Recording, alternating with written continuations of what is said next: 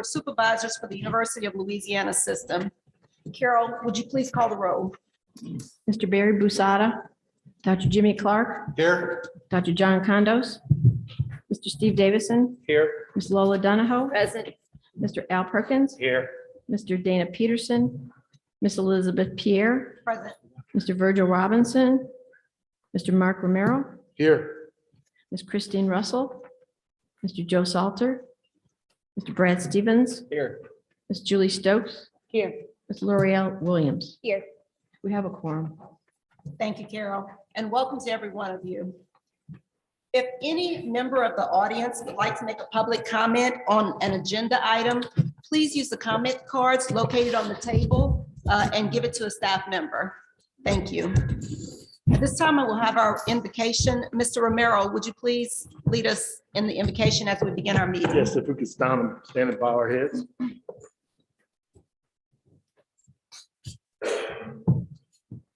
Heavenly Father, thank you for the wisdom that you've bestowed on this board, and please guide us in our deliberations today as we make decisions to best impact our students, our stakeholders, our faculty, and all of the citizens of this great state. Please guide us to consider those important things that we are truly the part of what we need to accomplish as a leadership team. Amen. Amen. Thank you, Mr. Romero. At this point, may I please have a motion and a second to dispense with committee deliberations and to meet as a committee of the whole? So moved. Second. Moved by Ms. Donahoe, seconded by Mr. Clark. Any discussion? All those in favor? Any opposed? That motion carries. At this time, I'd like to express our thanks to Dr. Les Geis for hosting this month's board meeting and for that wonderful reception last night and the invitation to the softball game. Everything was wonderful. At this time, Dr. Geis, do you have a few words for us? Thank you all. I appreciate you being here very much. My colleagues, my presidents, and all, President Henderson. It's so great to have you on the campus. It means a lot to us to have you here, to see firsthand what it's like. I had the opportunity to have a tour with several of you this morning, and you understood where we're coming from. We're also going to have a chance to later today to recognize my predecessor. And I worked with him for many years, and he always said, what we do with purpose, we do with pride, and we do with passion. And that's been 50 years that I know of. It's been that kind of focus here that's led to the successes that we've had. So we thank you for being here, the support that you provide us and all of our institutions as you deliberate and make decisions about things that we do. So thank you all. Thank you, Dr. Geis, and thank you again for your hospitality. At this time, may I please have a motion and a second to approve the minutes of the last board meeting? So moved. Second. Second by, motion by Mr. Perkins, second by Mr. Romero. Any discussion? All those in favor? Any opposed? The motion carries. Today, we are meeting as a committee of the whole, and everyone can vote on all items. Each committee chair will conduct the business of that particular committee. Are there any questions? Thank you. We'll start with Dr. Clark. Dr. Clark, would you please address the items under the Academic and Student Affairs Committee? Certainly, Madam Chair. We have 6 items on the Academic and Student Affairs Committee agenda today. 5 of these items do require approval, and 1 is for discussion purposes only. Dr. Janine Khan, Provost and Vice President for Academic Affairs, is going to provide the report. So, Dr. Khan. Yeah, good morning, Supervisor Clark, Chair Pierre, President Henderson, and members of the board. We do have 6 items only for your consideration, and I'll briefly introduce you to both. Feel free to ask any questions. Agenda item F1 is a request from Nicholls State University to award an honorary Doctor of Science to Dr. John F. Heaton. The university would like to recognize Dr. Heaton, their alum, for his contributions to the medical field, as well as his loyalty to Nicholls State University. Agenda item F2 is a request from Southeastern Louisiana University for approval to offer a Master of Science in Computer Networking and Administration. The proposed online graduate program with thesis and non-thesis options has been designed to provide students with a pathway to high-demand careers in applied computer science and information technology industries with a focus in the area of computer networking and administration. Dr. Kyle Cornyn, Associate Professor, Department of Computer Science at Dakota State University, conducted an external review and found the program to be unique to the state and very complementary to what's already offered here in the state of Louisiana by our four-year institutions. Agenda item F3 is a request from the University of Louisiana at Lafayette to award an honorary Doctor of Nursing to Ms. Ginger M. Myers for her longstanding public and community service and her philanthropic contributions that have not only benefited UL Lafayette, but the Acadiana region. Agenda item F4 is a request from the University of New Orleans to award an honorary Doctor of Humane Letters to Mr. James J. Carter. I don't believe I have to provide any information to substantiate that request. And we certainly do miss having Mr. Carter join us on the board. And agenda item F5 is a request to grant authority to staff to approve undergraduate and graduate certificate programs with regular reporting to the board.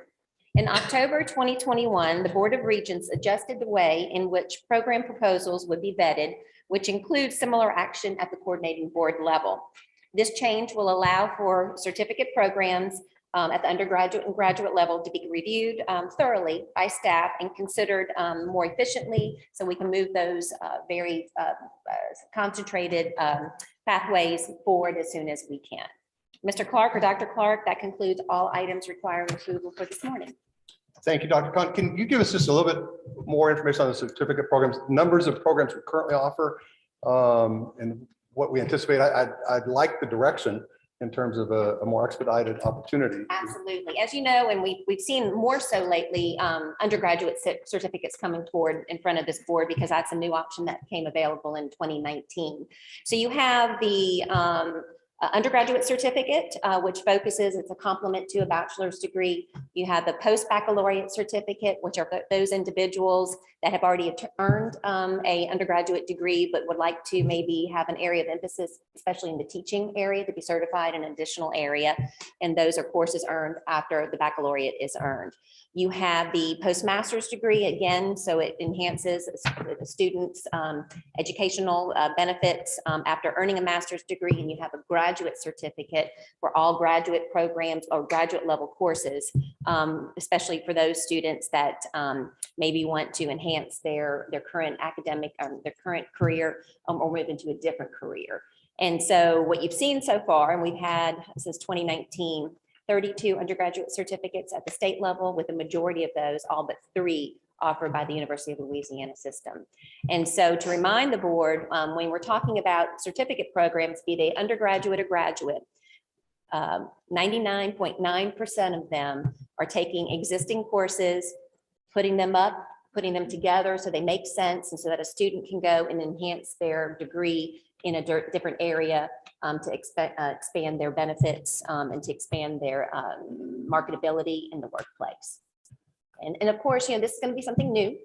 We will continue to report to you all, and we can work that out, Dr. Clark, on how you would like for the board to see these materials, but they will be vetted. We always look at need.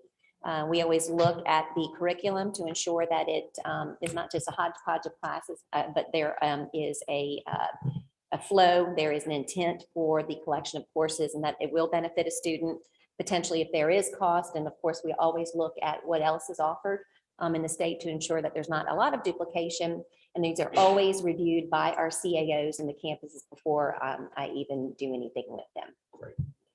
Appreciate that. Does anybody on the board have questions or seek clarification on any of the items at this point? All right, if not, I'd like to recommend approval of items F1 through F5. May I have a motion in a second? So moved, Davidson. Okay, Supervisor Davidson, motion. Second, Stevens. And Supervisor Stevens, second. All right, are there any questions at this time? Comments from the public? All right, all in favor, say aye, please. Aye. Any opposed? All right, the motion is approved. Now, we do have a 6th item on the academic and student affairs agenda today. It's entitled Open Waters UL System Maritime Academy. And we're going to have a presentation, I believe. Dr. Claire Norris is a Vice President of Advancement. Will you lead us through this? Sure. Thank you, Dr. Clark. As many of you know, maritime transportation is the bedrock of global, state, and local economies. However, it remains a mystery to most Louisianians, especially minority populations. Because most do not know or understand the vastness of the maritime industry, few are aware of the high demand, high paying jobs that are associated with this industry. To address this, the Crescent River Port Pilots and the New Orleans Baton Rouge Steamship Pilots Association formed an alliance to create the Open Waters Initiative. This initiative is designed to increase awareness and bring diversity to the maritime industry. I am excited to inform you guys today that the UL system has partnered with the Open Waters Initiative to bring awareness and diversity to this critically important industry. We believe that the UL system is well suited to create maritime degree programs, offer internships, scholarships, mentorships. Yes, it's a play on ships here. And I've asked Captain Lee Jackson and Captain Struther Sacra to join us and provide more information on the Open Waters Initiative and to answer any questions you guys may have. Captains? Yes, I'm sorry. Good morning, everyone. Can you hear me okay? Perfectly. Now we can. Great. Okay. Well, excuse me for my virtual office. I'm in my car, but I wish I could have been there with you guys. I'll start off by telling you all, my name is Lee Jackson. I've been a river pilot for 20 years and a mariner for 34 years and a maritime vessel owner operator for 15. The maritime industry is rich in jobs with a booming Mississippi River, Gulf of Mexico oil and gas sector that's once again stronger than ever. And let's not forget the new frontier of wind energy that's making its mark and carving out its rightful place in the maritime industry. All these rewarding opportunities just across the levee or down the road to Venice or Port Fourchon, downtown New Orleans, pushing barges, tug assist work, ship surveyors, ship agents, maritime administration, HR managers, etc. But if you ask yourself, why is it that many know about these opportunities and others know very little?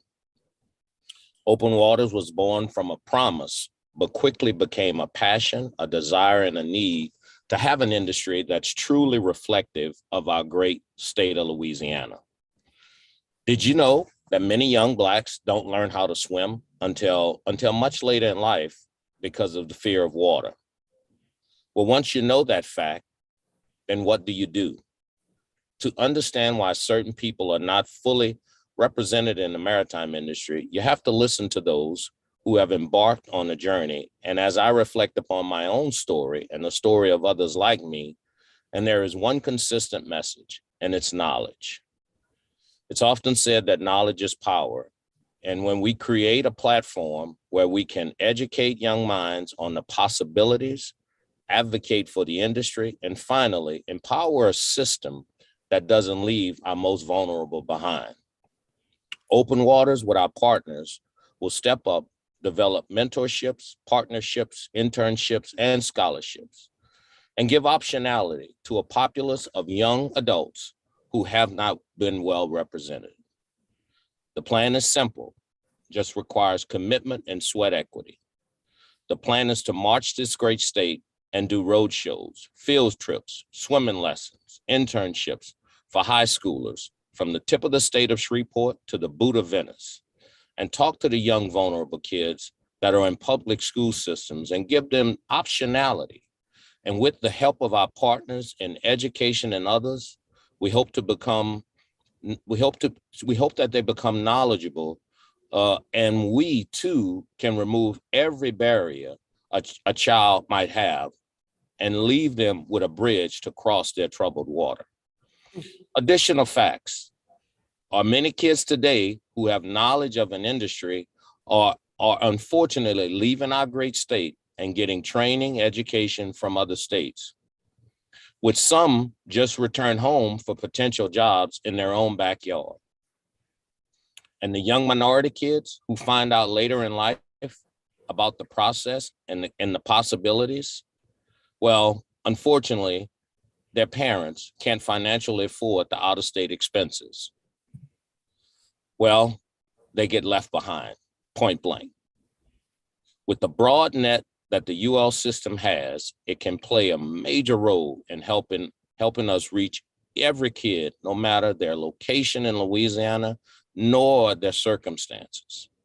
And I hope we can partner to help every kid reach his or her full potential and also fill the many open, well-paying jobs that are available in the maritime industry. I thank you all for listening, and I'm available for any questions or comments.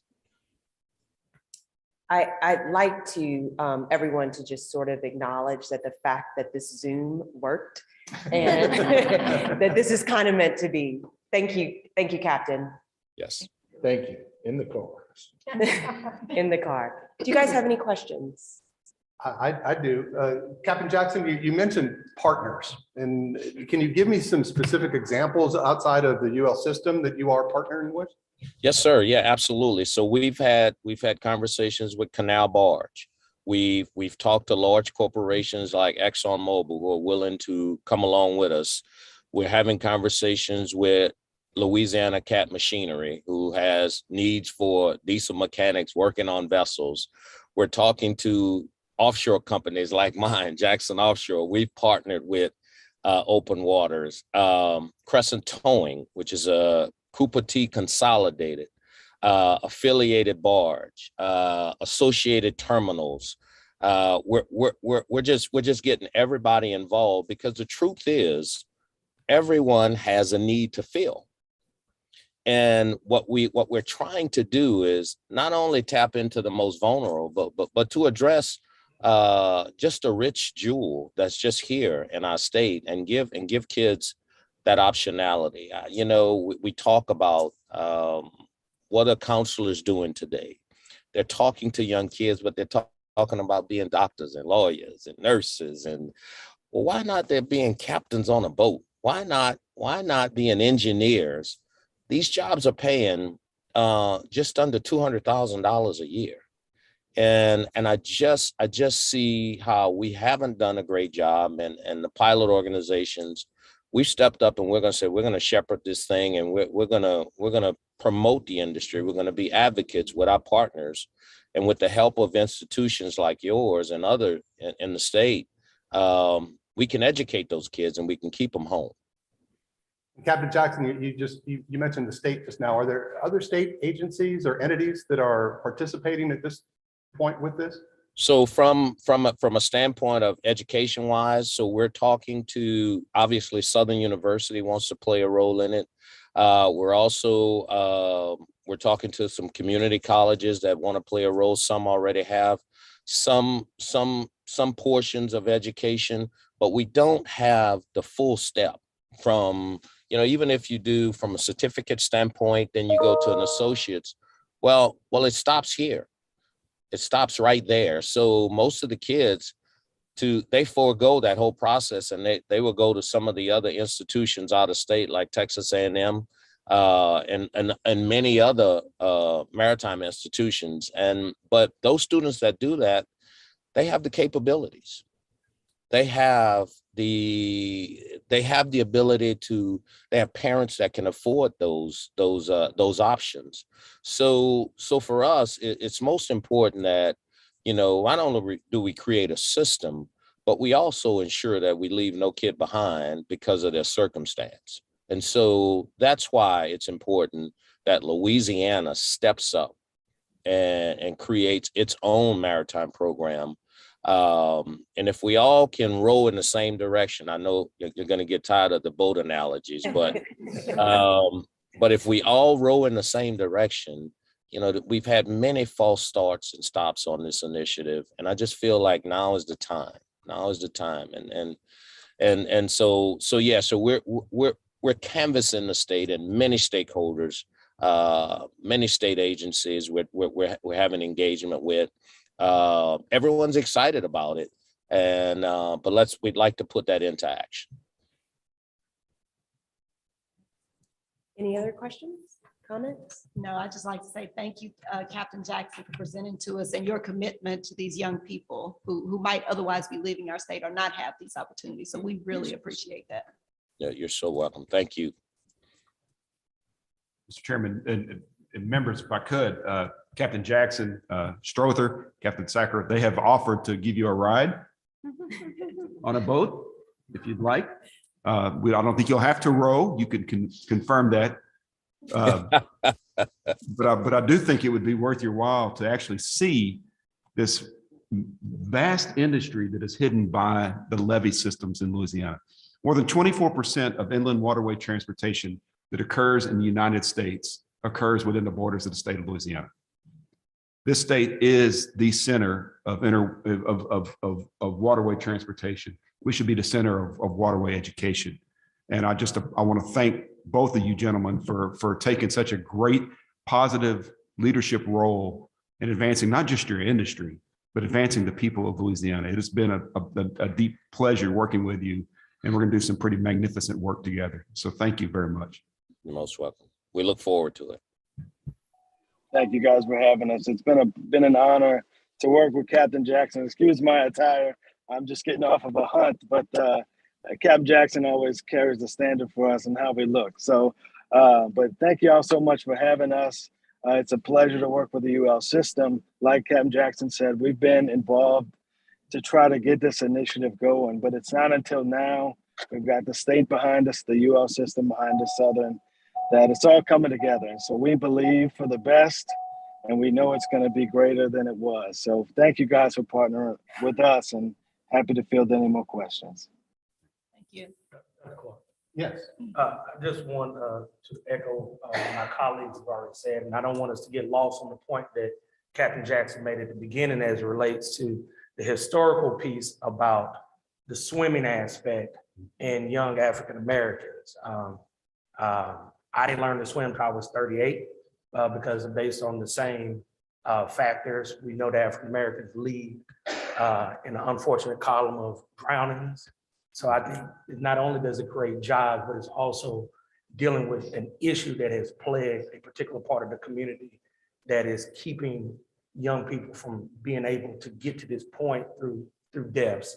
And that's the part I love, that you're connecting all the worlds together, where we're taking from the cradle all the way into the professional world. So I just want to commend you for that work in general.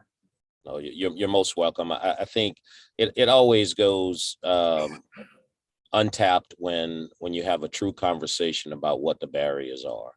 And I think, as a kid growing up in St. Mary Parish, where the bayou was right across, Bayou Tash was right across the road, the one thing that my mother would always tell me every morning is, boy, stay away from the water. Well, life would have it today that everything I'm doing is so clearly identify the barriers, identify them, and let's address them. Let's address them, and let's expose more young kids to a situation where I tell young kids all the time, young African American kids, I tell them all the time, the book may begin to read one way, but it does not have to conclude that very same way it started. And so it's really and truly about us who's walked that journey, for us to step up and be a part of that change that we desire. Thank you, Captain. Thank you. Thank you. Good. More than welcome. Any questions from the audience? Anybody else? Captain Jackson, thank you. Captain Strother?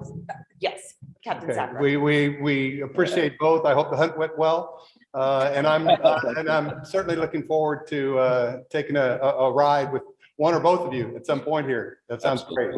Absolutely. We We'll look hold forward you to to it. hosting. Yeah. Yeah. All right. And Dr. Norris, I want to thank you personally for your involvement in this, for your pushing this, for your bringing it to the attention of the board, and your continued activity on the front of diversity and inclusion that is so important to all of us. So thank you. Very good. All right. Is there any other business to come before the committee at this time? All right. I think then the next items to be considered are Yes. Mr. facilities. or- No, the Athletics Committee. Athletics. Mr. Romero will address the items on the Athletic Committee. Thank you, Madam Chair. Today we have 18 items to be presented to the Athletic Committee. Those items will be presented to us as consent items, and Mr. Bruce Genet will handle those presentations. Mr. Genet. Good morning, board members, and thank you, Mr. Romero, for stepping in and chairing this committee. And I know we have a long board meeting, so I will try to be as brief as possible. Our campuses are requesting approval of the contracts as follows. Items G1 to G3 from Grambling. Coach U. Jackson, head football coach, Nakia Hall, head softball coach, and Chelsea Lucas, head volleyball coach. Items G4 to G6 are from McNeese, requesting approval of contracts with Gary Goff, head football coach, Andrew Fitzgerald, head women's soccer coach, and Sasha Karolov, head volleyball coach. G7 is from Nichols, requesting approval of Tim Rebo, head football coach. Item G8 is from Northwestern, requesting approval of Kevin Bostian, who's the new director of athletics. And finally, items G9 through G18 are from University of Louisiana at Lafayette, requesting approval for most of the football team. Michael Dismoro, head football coach, and the following assistants: Ryan Ross, assistant offensive line coach; Galen Scott, inside linebackers coach; James Neighbors, director of athletic performance for football; Jeffrey Burrs, cornerbacks coach; Jorge Munoz, associate head football coach and coach of the tight ends; Lamora Morgan, defensive coordinator and safeties coach; Matthew Bergeron, running backs coach; Tim Leger, offensive coordinator and receivers coach; and finally, Troy Weingartner, who's the chief of staff of university football operations. Thank you, Mr. Genet. These items have been reviewed by our staff and are recommended for approval today.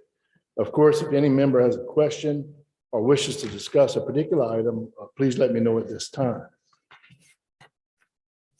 Are there any questions or comments from the board? Any comments from the public? If no one requires further clarification of the items that are presented today, may I have a motion and second for approval of items G1 to G18? So moved. Moved by Ms. Donahoe. Second by Mr. Davison. Any further questions or discussion? All in favor? Aye. Any opposed? Motion carries. This concludes, at this point, President Jones would like to introduce his new athletic director. We welcome you, Dr. Jones, and look forward to your presentation.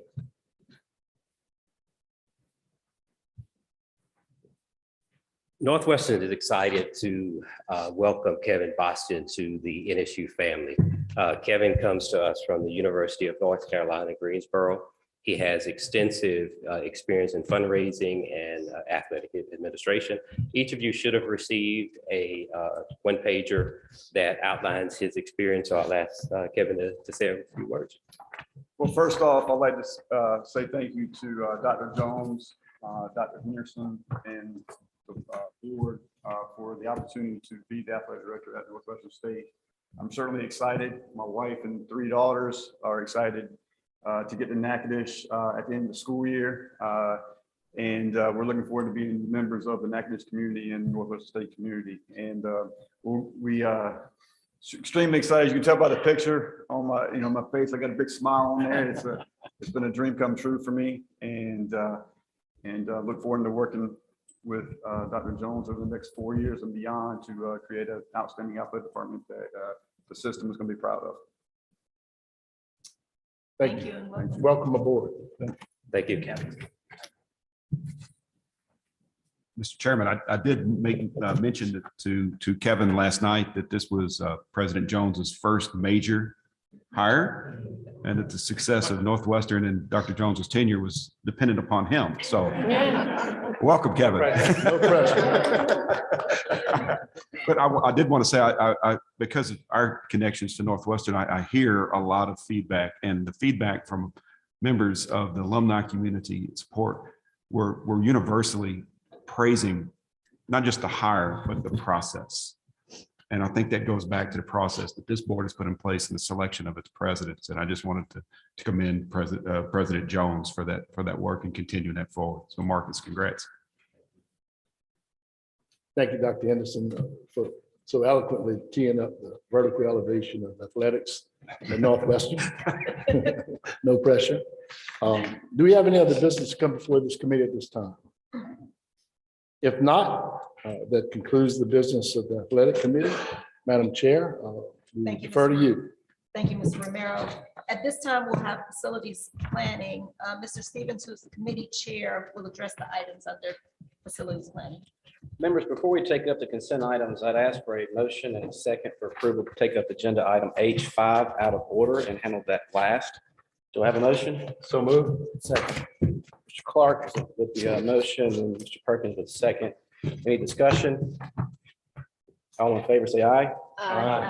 Anybody opposed? All right, here none, the motion passes. All 10 items are consent items. Mr. Bruce Jenner will give a brief overview of each item and do so by campus. Thank you so much, Mr. Stevens, for agreeing to chair this committee. We have 10 items, and I'll try to be as brief as possible. The campuses are requesting approval of the following. Items H1 to H3 are from Louisiana Tech, requesting approval to amend its 5-year capital outlay plan that was submitted in August 21 and approved by the board to now include projects. The first one is to construct an athletic academic center. Multiple individuals and businesses have committed $4 million to match $8 million in public funds to construct an athletic, academic, and conferencing facility to be located at the north end of Joe IA Stadium. The new space will serve multiple functions supporting student athletes, alumni, and the campus and community at large. The second item is construction of an agriculture and forestry wood product education and research center. The university has been exploring an unmet need of forestry-related industry and business in this region. The proposed new facility will provide the physical resources and multidisciplinary intellectual assets to develop, test, and prove and advance innovative commercial applications of trees and forestry products. Multiple forestry product companies have committed a combined $5 million to match if we can get it through the capital outlay session, asking for $10 million in public funds to begin this program. Finally, the third item is request to replace boilers and electrical switchgear in the university's cogeneration power plant. The requested project will install high-pressure boilers to replace the gas turbine generator and new electric switchgear that will interface with the city of Ruston to improve reliability. The existing equipment at Tech will be transferred to the state for use by another state agency or to be sold to offset the portion of the cost of this project. The estimated cost of this project is $3.5 million, and Louisiana Tech is seeking general obligation bonds or other state funding in the legislation session that should begin in March. Item H4 from Louisiana Tech as well. Permission to enter to a ground lease with the Louisiana Tech University Foundation for the purpose of installing a video ribbon display. This display will be located on the south face of the Davidson Athletic Center. The university and the foundation estimate the value of claims to be approximately $325,000. Item H6 is from Southeastern. Enter into a ground lease with the Line Athletics Association for the construction of a 4,200 square foot baseball field house on the university's campus. Estimated cost is approximately $588,000. Item H7 is from the University of Lafayette. Request permission to enter to a purchase agreement for the acquisition of the former Our Lady of Lourdes Hospital property from the Lady of Lourdes Regional Medical Center. This second acquisition will be another step to complete the campus master plan that was developed in 2012 to link the main campus with the athletic campus. And if most of y'all recall, the board approved the first purchase of property owned by the Diocese of Lafayette on October 28, 2021. The university will obtain an appraisal from a certified appraiser to determine the fair market value of the Lourdes property. Timing of this approval is critical to allow the university to continue negotiations with Lady of Lourdes and execute a purchase agreement for the acquisition of the property anticipated to occur by the end of March 2022. And these purchases have been approved by the legislature in 2021. Item H8, again from University of Louisiana at Lafayette, approval to become the facility planning and control delegated authority, which means that the university will oversee and manage a National Institute of Health grant construction project of non-human primate housing to be located at the New Iberia Research Center. New Iberia Research Center has received a $3.5 million grant from the National Institute of Health to build 2 indoor-outdoor primate housing buildings. UL Lafayette and New Iberia Research Center will own and operate the buildings once they are completed and operational. The Research Center will continue to use the property for scientific research conducted and sponsored by the National Institute of Health and other federal agencies for health-related programs and educational and research activities. The university, working in collaboration with State Facility Planning Control, intends to use the architect selection committee process has been established to assign an architect to the project. Once all approvals have been obtained, the university will take the necessary steps to engage with architects and eventually contractors to construct the facility. Item H9 is from the University of Louisiana at Monroe, requesting approval to enter into a cooperative endeavor agreement with New Singular Wireless, division of AT&T. The university issued an invitation to bid on this project, and New Singular Wireless was the only responsible bidder. The property is located on Binary Drive on the main campus, and the university wants to establish a 220-foot tower. The university has been working on this project for a while and has done its due diligence and received all necessary prior approvals, to include permission from FSA to construct the tower. Once construction is complete, the tower ownership will revert to the university. I want to stress that New Singular Wireless will bear all expenses, including all construction, design, surveying, and contingency funding. The university will not incur any debt as a result of this project, and the university's land or property will not be used as security. Item H10 is from the University of New Orleans. They want to name the Kirschman Hall Lecture Room 137 the Thomas N. and Constance P. Kitchen Lecture Hall in recognition of their significant economic, financial, and charitable contributions of the state of Louisiana, City of New Orleans, and University of New Orleans. As most of you know, Mr. Kitchen was very active in serving on a number of boards at UNO. And I wanted to point out in 1997, he was named the Homer L. Hitt Distinguished Alumnus of the Year. And in 2018, he was inducted into the inaugural class of University's Hall of Distinction. And as most of you know, Mr. Kitchen had recently served on the Board of Supervisors for the University of Louisiana system.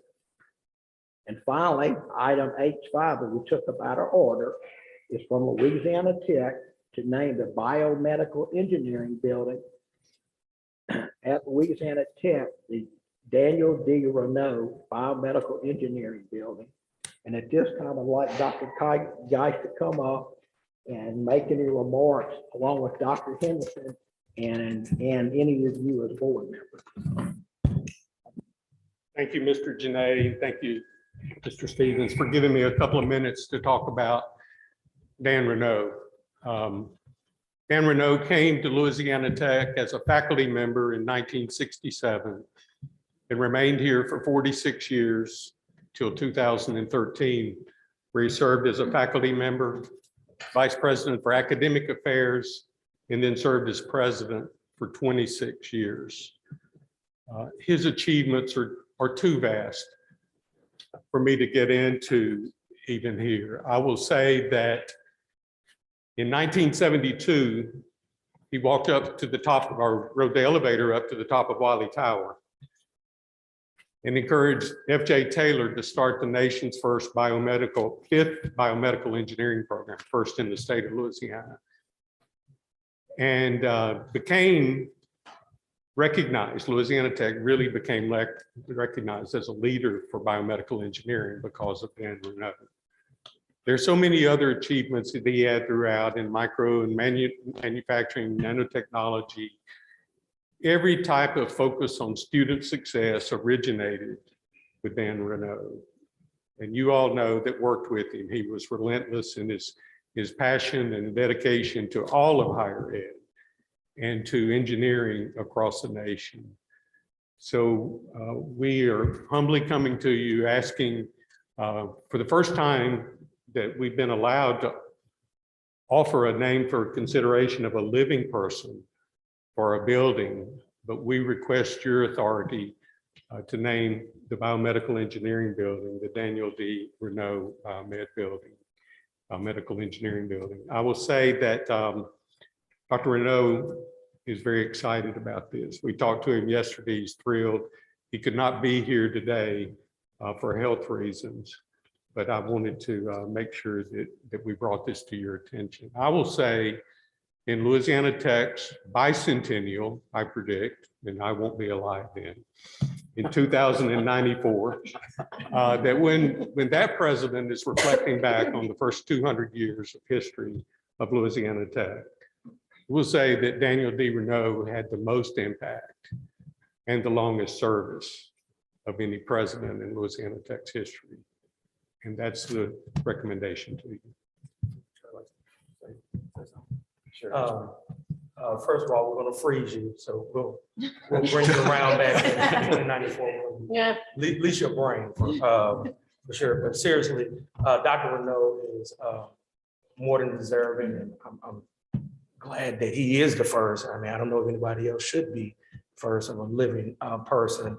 I know personally our board, we're thankful because Dr. Renaud came around in 2016 during a time period in which we had a lot of movement in our board, and he was a good leader to help kind of bring us together and to set in action what we have now, which gave us guidance into Dr. Henderson and consistent leadership that we have. So his mark and impact is not just at La Tech, but throughout the entire University of Louisiana system, and the things that he has been able to do and be able to work in both the academics, but in the athletics just as strong. He never wavered one way or the other, and under his tenure, he had great performance in both. And not all presidents are able to say that. So I'm honored the fact that I'm be able to sit on the board during a recognition such as this. Thank you, Mr. Perkins. Dr. Henderson. Mr. Chairman, if I could add it, and I thank Supervisor Perkins for those remarks. You know, one of the most important things that a president of a university can do is to lay the groundwork for continued success after they leave. That's their legacy. This morning, many of you on the board traveled around this campus and looked at facilities, and more importantly, you listened to aspects of the programming that's occurring within those facilities. You also met a lot of staff from Louisiana Tech that I think are a testament to the extraordinary leadership of Les Geis. And I know that President Geis attributes the foundation upon which he is building a magnificent university to Dr. Renaud. And also in 2016, when this board needed a hand to direct the system during an interim period, you went to a known entity. You went to a leader that had shown such remarkable ability to administrate complex organizations, to lead an even more complex enterprise of 9 universities during a very tumultuous period for higher education in the state of Louisiana. And of course, you chose Dan Renaud. And in the 10 to 11 months that he fulfilled that role, he did 10 years worth of work to set the direction for this system. And so I, of course, am a beneficiary of his work, as is Les. And so your consideration of this is deeply appreciated, as is the legacy of Dan Renaud. Thank you. I'd also like to comment, Mr. Stevens. Having had the pleasure of working with Dr. Renaud directly when he served as assistant president, he really did do a great job of resetting our organization and bringing community to allow us to continue to foster good things throughout all of our campuses. You know, Dr. Geis, you have been an extraordinary leader, and I know that many times referred to him as a mentor. And I believe one of the greatest things that Dr. Renault's done is to provide perpetual leadership by seeding those levels of wisdom and insight and vision that he has, and certainly allowing this institution to flourish. Louisiana Tech has had great stability and perpetuation in its leadership. You've done a great job of continuing that. We're very pleased to bring this recognition today. Regret that Dr. Renault's not here. I know you have some choice words to share with us, and we have some great humor. But by all means, it's certainly an honor and pleasure to be part of this recognition as well. And I know that Dr. Renault's got much to be proud of, and we're certainly honored to bestow this recognition on him, and look forward to his maybe seeing us sometime in the future. Dr. Anderson, I'd be remiss if I didn't add a personal thank you. A couple of points that have been made. The tag team, the teamwork, the Dr. Geis and Dr. Renault, certainly something that I will always recall as a young, sort of young staff member at the Board of Regents when we were going through the process of role scope and mission discussions and so on. From Dr. Renault's standpoint, his patience, his understanding, his mentorship of me, I will never forget. And so please convey to him, you know, the fact that I am extremely pleased, as Dr. Perkins said, to be able to vote affirmatively on this today. If I may, We're gonna let I them think we're going to vote, vote and then we'll and maybe then do a look at photo the picture. shortly. All right, members, all items are consent items have been reviewed by board staff and legal staff and recommended for approval. Of course, if there are any questions or discussion, please let me know now. Are there any comments from the public? No one requires further clarification of agenda items 1 through 10, H1 through H10. May I have a motion for approval? So moved. Mr. Perkins makes the motion. Is there a second? Second. Mr. Clark made second in the motion. Is there any discussion? All in favor, say aye. Aye. Anybody opposed? Okay, the motion passes. Chairman, I think President Geis had another comment. just 1 minute, if I could. Sure. We had a fifth-year architecture student that sketched an image of the biomedical engineering building with Daniel Renault's name on there. And so before you leave today, I'd like you to see it, and then we'll present that to Dan as soon as possible there. So thank you. I'm assuming staff's going to want to take a picture of you maybe with that rendering. And I guess Dr. Henderson and maybe the chairman. Well, actually, since there's 9 of us as members, if I don't mind gathering in front of the table here. Sure. With President Geis, we'll get a picture, if that's okay.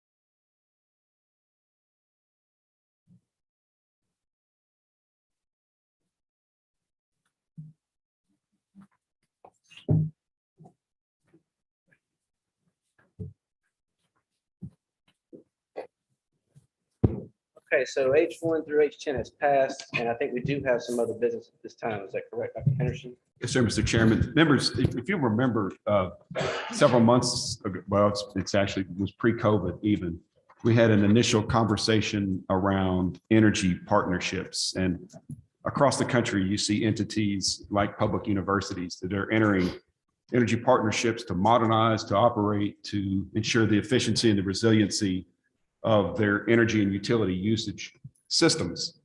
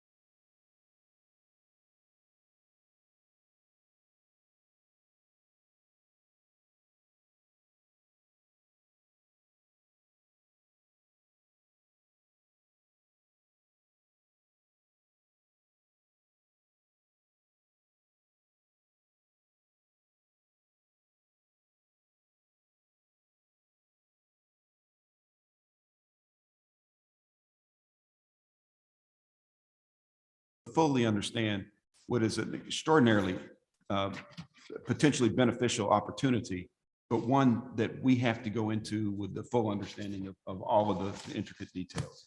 And it's hard sometimes, but I think it's a vitally important part of the process. I recall previous conversations and the fact that we have 4 institutions who are currently involved in some of the conversations. Will we be hearing and engaging with them directly? I think that's a great question, and I'll punt to one of you if necessary. But each one of our institutions has a different infrastructure. Sure. Right, and so each one of the specific agreements for a university is going to be slightly different. So as they're going through the feasibility at each of these campuses, they'll bring those plans in detail that we'll have to go through and examine within the principles that we've already laid out. Is that a fair way to describe it, Rob or Ed? It is. Yes. I'm viewing this not so much from the standpoint of the the exact nature of the individual contracts or some similarities, but more of a a Google rating, 4 or 5, are they satisfied? Are they not? Has it been a good circumstance? Are they pleased with, responsiveness and so on and so forth? I think that will be important to hear. Thank you very much for your time. Looking forward to moving forward on this. Okay, if there's no other business for the Facility Planning Committee, we will move to the next committee, the most stimulating committee, the Committee on Finance. Hey now. That's right. Mr. Davidson will now address the items listed on the Finance Committee. All right. We have 10 items on the Finance Committee agenda, 6 of which are consent and 4 are discussion items. Mr. Eddie Mesh will provide a brief overview of the consent items now. Thank you, Mr. Davidson. Before I begin, I just wanted to introduce you to Ashley Mcintyre, our new Director of Financial Reporting and Analysis. Ashley comes to us from the Legislative Auditor's Office, and she has a wealth of experience in financial ed, higher ed financial reporting over the last few years, and she's very familiar with our processes, and I think she's going to be a great member of our team. I'm very glad to have her. Thank you, Eddie. Just really quickly, I wanted to say that I'm really grateful for the opportunity to be with ULS, and I'm excited to be here. And I'm really looking forward to applying my experience and knowledge and preparing the system's financial statements later this year. So thank you again. I-1, McNeese State University's request for approval to reduce fees for domestic and international non-resident students effective fall 2022. McNeese State University is requesting approval to reduce its annual domestic and international non-resident tuition mandatory fees as allowed by Act 455 of the 2016 regular session. The university would reduce domestic undergraduate tuition and fees from $13,381 to $9,381. Domestic graduate tuition and fees from $13,820 to $9,820. International undergraduate tuition and fees from $19,456 to $10,381. And international graduate tuition and fees from $19,895 to $10,820. The university plans to use the lower fees to more effectively recruit non-resident students. With non-resident students more competitive, the university anticipates enhanced enrollment. I-2, Nicholls State University's request for approval to convert the Bell and Leonard Tupes endowed chair into 4 endowed professorships. The Bell and Leonard Tupes endowed chair in English was established in 1997 with a family contribution of $600,000 and a Board of Regents match of $400,000. The endowed chair was vacated 1 year ago and remains unfilled. The English department has grown tremendously, now including 5 concentrations, 11 minors, and a certificate in professional writing. Consider the growth of the department. The department believes the memory and generosity of Bell and Leonard Tupes would best be served by converting the endowed chair into 4 endowed professorships, with each being assigned a $250,000 endowment, carrying the name of the Tupes family.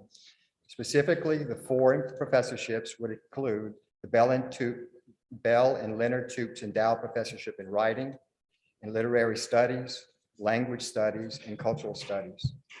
As Mr. and Mrs. Tupes have deceased, A letter of affirmation supporting this request has been signed by Mr. Lawrence Toops, a lone surviving nephew of the Toops family. I3, University of Louisiana's at Lafayette's request for approval to enter into a 10-year lease agreement for the university's bookstore operations with Barnes & Noble Booksellers LLC. University of Louisiana at Lafayette currently self-operates its bookstore, but desires to contract its bookstore services. The university issued a request for proposals, evaluated 4 proposals it received, and then selected Barnes & Noble College Booksellers LLC as a successful proposal. The university now requests approval to enter into a lease agreement with Barnes & Noble. The agreement has a term of 10 years and contains options to renew for up to 10 additional years with written amendments signed by the parties. Either party of the agreement at any time can terminate the agreement at any time by giving 120 days written notice to the other party. As part of the agreement, Barnes & Noble would purchase the university's new and used textbook inventory that are formally adopted for the following term at the university's cost. Excess textbooks would be purchased by Barnes & Noble at the current wholesale price.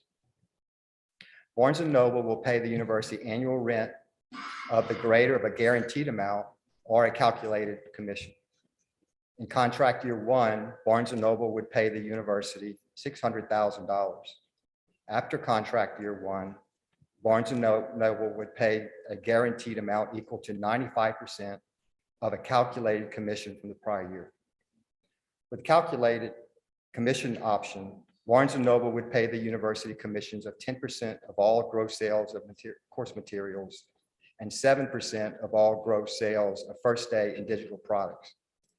In addition, Barnes & Noble would pay 17.5% of all gross sales of general merchandise to $2 million, 18.5% of all gross sales of general merchandise from $2 million to $3 million, and 20% of all gross sales of general merchandise over $3 million.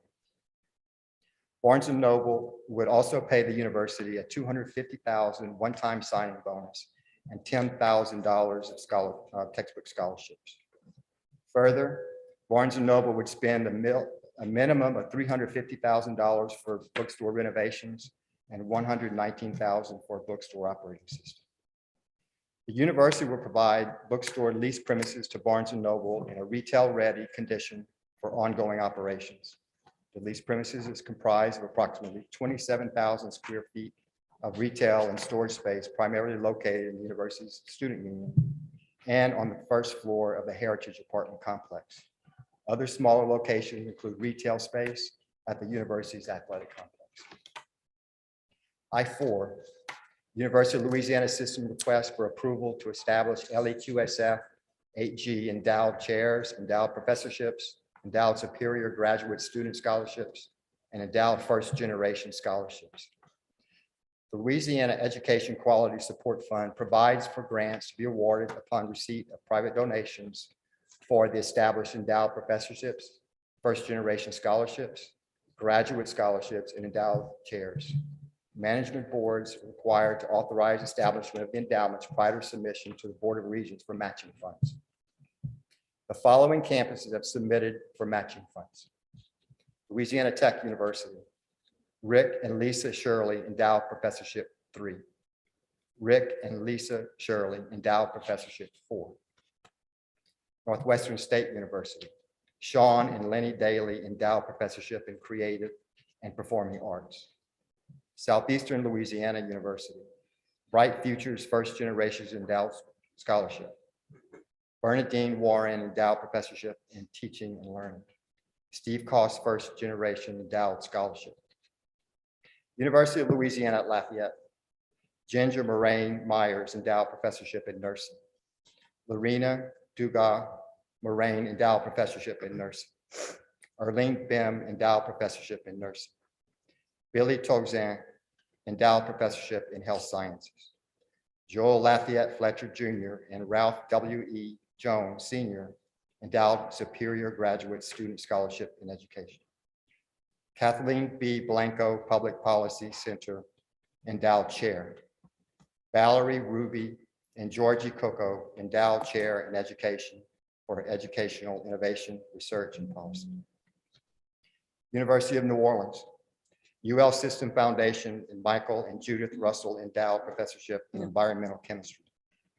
UL System Foundation and Michael and Judith Russell Endowed Professorship in Data Computational Sciences. UL System Foundation and UNO Foundation Endowed Professorships in Urban Construction Management. Chevron and UNO Foundation Endowed Professorship in Engineering. UNO Engineering Development Fund and UNO Foundation Endowed Professorship in Engineering. Norma Jane Sabiston, UNO International Alumni Association First Generation Scholarship. And lastly, UNO Foundation Endowed Professorship in Computer Engineering. I-5, University of Louisiana System request for payments, for approval of payments made by nonprofit organizations to employees of the University of Louisiana System during the fiscal year 2021 in accordance with provisions of Louisiana Revised Statute 173390F.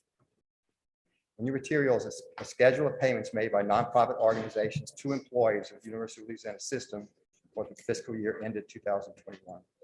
Louisiana Revised Statute 173390F requires that any single payment over $1,000 made by a nonprofit organization to or on behalf of an employee or officer of a higher education institution or management board be approved in writing by the appropriate management board in accordance with written policies and procedures.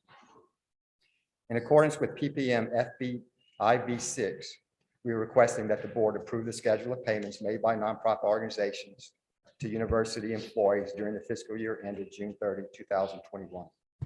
Individual campuses submit quarterly reports of the payments, and these have been compiled in the schedule.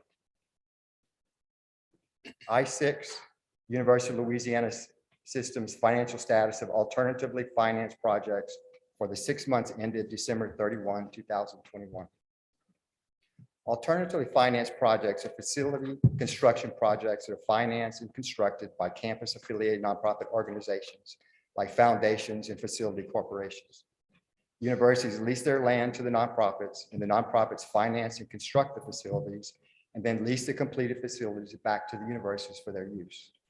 In many cases, nonprofits will incur debt to finance these projects, and campus facility lease payments finance the bond payments.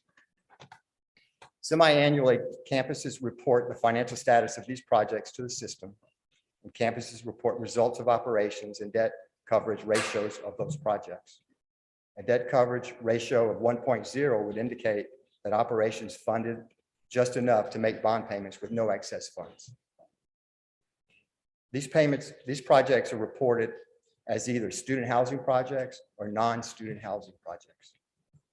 In total, campuses reported student housing revenues of approximately $47 million, expenditures of $12.5 million, debt obligations of $19.1 million, and a debt coverage ratio of 1.8. Campuses did not express any concern regarding these individual student housing projects. Non-housing projects would include student unions, parking garages, recreational facilities, athletic facilities, and similar projects. In total, campuses reported non-housing revenues of approximately $15 million, expenditures of $5 million, annual debt obligations of $4.3 million, and a debt coverage ratio of 2.3. Campuses did not express any concern about their non-student projects. This is a report only, and no action by the board is necessary. This completes the consent items, Mr. Davis. All right, consent agenda items I-1 through I-5 have been reviewed by the board staff and are recommended for approval. Of course, if any member has a question or wishes to discuss these items further, Dr. Clark. I had two questions. The first one on item I-3, the bookstore contract. Yes, sir. Eddie, just in comparison to other institutions, other campuses, is that all, you went through a whole litany of, aspects of the contract. Is that similar? Is that? Yes, sir. And I think the university went through an RFP process and allowed competitors to bid based on the RFP. It's a fair process to ensure that you get the best benefit for the university in their best interest. And I believe this contract through that process serves the purpose of getting the best deal for the university. And then on I4, the list of all the endowed chairs and professors and so on, where is the Board of Regents fund status? Will all of these be fully funded, or do we get into the pecking order of which ones get? Yes, sir. I think they would not be submitted if funds were not available. But I think it's going to go on to the Board of Regents, and I would use the word assume, but I would assume they have the sufficient money for that match, so they can. This is the first step. Right. Go to the Board of Regents, and they would match the funds, and then foundations would have the monies in total for those professorships, etc.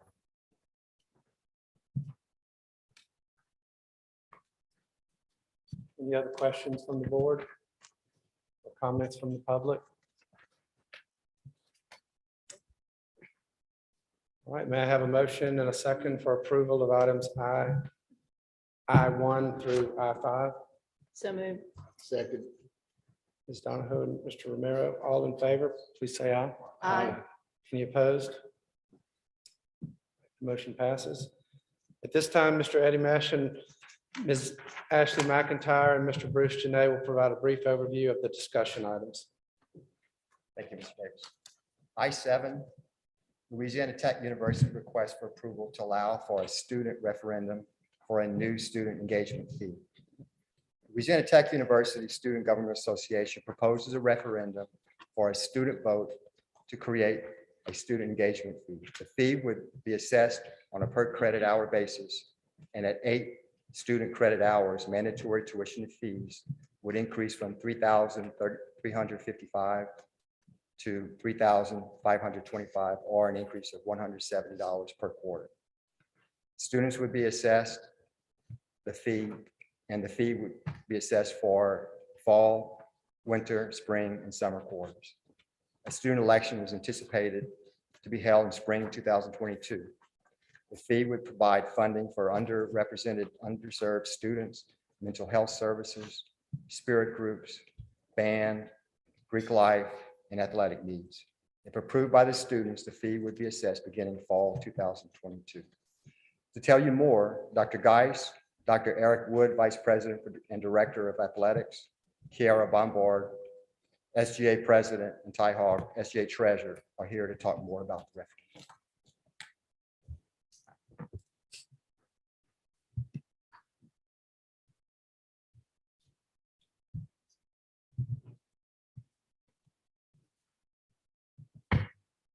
Mr. Chair, members of the board, thank you for considering our request.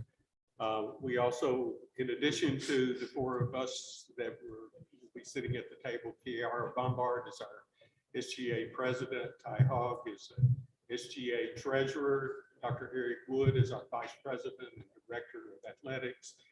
Then we also have available for questions, Dr. Vicki Crawford is our Vice President for Student Advancement. Obviously, these kind of considerations are something that we are very thoughtful about. We've had discussions over the years about such a fee, but it was this fall when our students reached back to us and wanted to engage, particularly our president, our SGA leadership. These fees would support a wide range of activities. It really gets down to student success. And as you know, that is a major focus. That everything we do, from strategic planning to master planning, is about student success. And I think we've proven that we can be successful with our student body and their graduation rates and their completion rates. So that's what this is about. The way this has been structured was led by our students. And so I would like to turn it over to Kiara Bombard to make some comments. So my name is Kiara, like Dr. Guy said, and I'm the student body president at Louisiana Tech, and I take my job very seriously. I'm very passionate about my job, and I think one of the most important parts of being an SJ president is to always make sure that you prioritize the fact that whatever you, as one student, tell the administration or tell the people in charge, they're going to believe. They're going to believe all 12,000 or all 8,000 undergraduate students believe that. And so when all these conversations started back in October for me, I wanted to make sure that that was a priority throughout the process. And I think that I started with something that I'm best at, and that's just talking. I'm really good at talking. And so I had a lot of conversations with administrators, and I wanted to make sure that they understood that my goal in this was that this was student-led, and that this was not just student-led by me, but by students from all areas of campus. And so that's what we did. We created a focus group after Ty Hogg and I, our treasurer, met with Dr. Crawford several times with kind of a framework, a template for the breakdown of what this fee could look like. I knew that when these fee conversations started, that there were two responses that we could have to it. We could shut down all the conversation surrounding it, or we could see it, explore the opportunity that it could provide for our students and the experiences that we offer them here at our university. And so we took a journey into a focus group of 15 student leaders from every area of campus with differing opinions, with different socioeconomic backgrounds, with different involvement across our campus, different majors, everything like that. And we gave them the opportunity to make this their own and hear their opinions. And I wanted to be 100% sure that when we asked for this to be an agenda item, that each student in that room and the people that they represented would be comfortable with the proposal that we brought today. And so that is why the breakdown that we have, that Ty will talk just a little bit about in a second, is something that I'm comfortable with presenting to you today, and that I'm thankful that you consider with. And so that is also one of the reasons that the item on the agenda is not to exceed 170. We haven't necessarily, the conversations that we've had that led up to this, we have found our cap number. That doesn't necessarily mean that 170 is the number, it just won't exceed that. So yeah. So again, I'm Ty Hogg, I'm the student body treasurer. So when we started having conversations about this, there was a really long time that Kiara and I were the only two students at Louisiana Tech that had any inkling of discussions happening. And that wasn't to keep a secret from the student body or to hide anything from them, because we will both fully believe in transparency with the students. It was to make sure that we did it right. You know, Kiara mentioned that from the beginning, we had a mission to serve the student body and have their best interest at heart. And that's why we went about this the way that we did. One of the first meetings that we had with Dr. Crawford, the breakdown that y'all have of where this money is planned to go, it looked a lot different. And we told Dr. Crawford, you know, there's a lot of things that we don't think need to be there, and there's a lot of things that we think do need to be there, because we wanted to touch every area of campus and truly benefit the entire student body. And we played around with it. I probably spent several hours over a period of a couple of weeks just playing around with numbers, seeing how we could best distribute it. And so that's really where we're coming from with this, is that we know what our students desire, at least from the focus group. We've moved in concentric circles to make sure that we have a voice from everybody and their input. And we're not done doing that. That's where we started, and that's where we're going to finish. If we hopefully end up with a student vote in April, is listening to the students' opinions and making sure that what we are proposing and offering them is something that they're comfortable with and something that they want. I have a question. First of all, thank you guys for coming here and presenting to us. How much money would that generate in a year with this increase? It would be estimated just a little over $4 million total. And then we also have the individual breakdowns of the different parts of campus and how much it would provide them.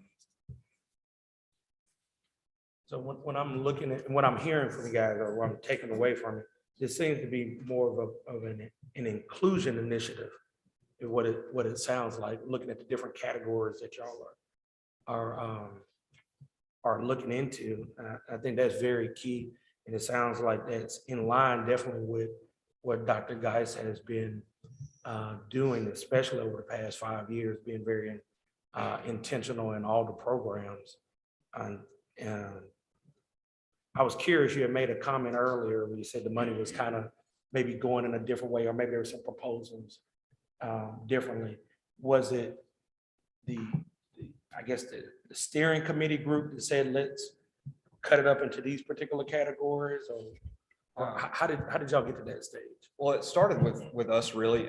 For example, Student Government Association and Union Board, which is our campus activities, had an additional fee increase. And that was something that we both looked at and said, sure, we could use it. But is that really going to benefit the student body? Because we're making do with what we've got in our budgets right now.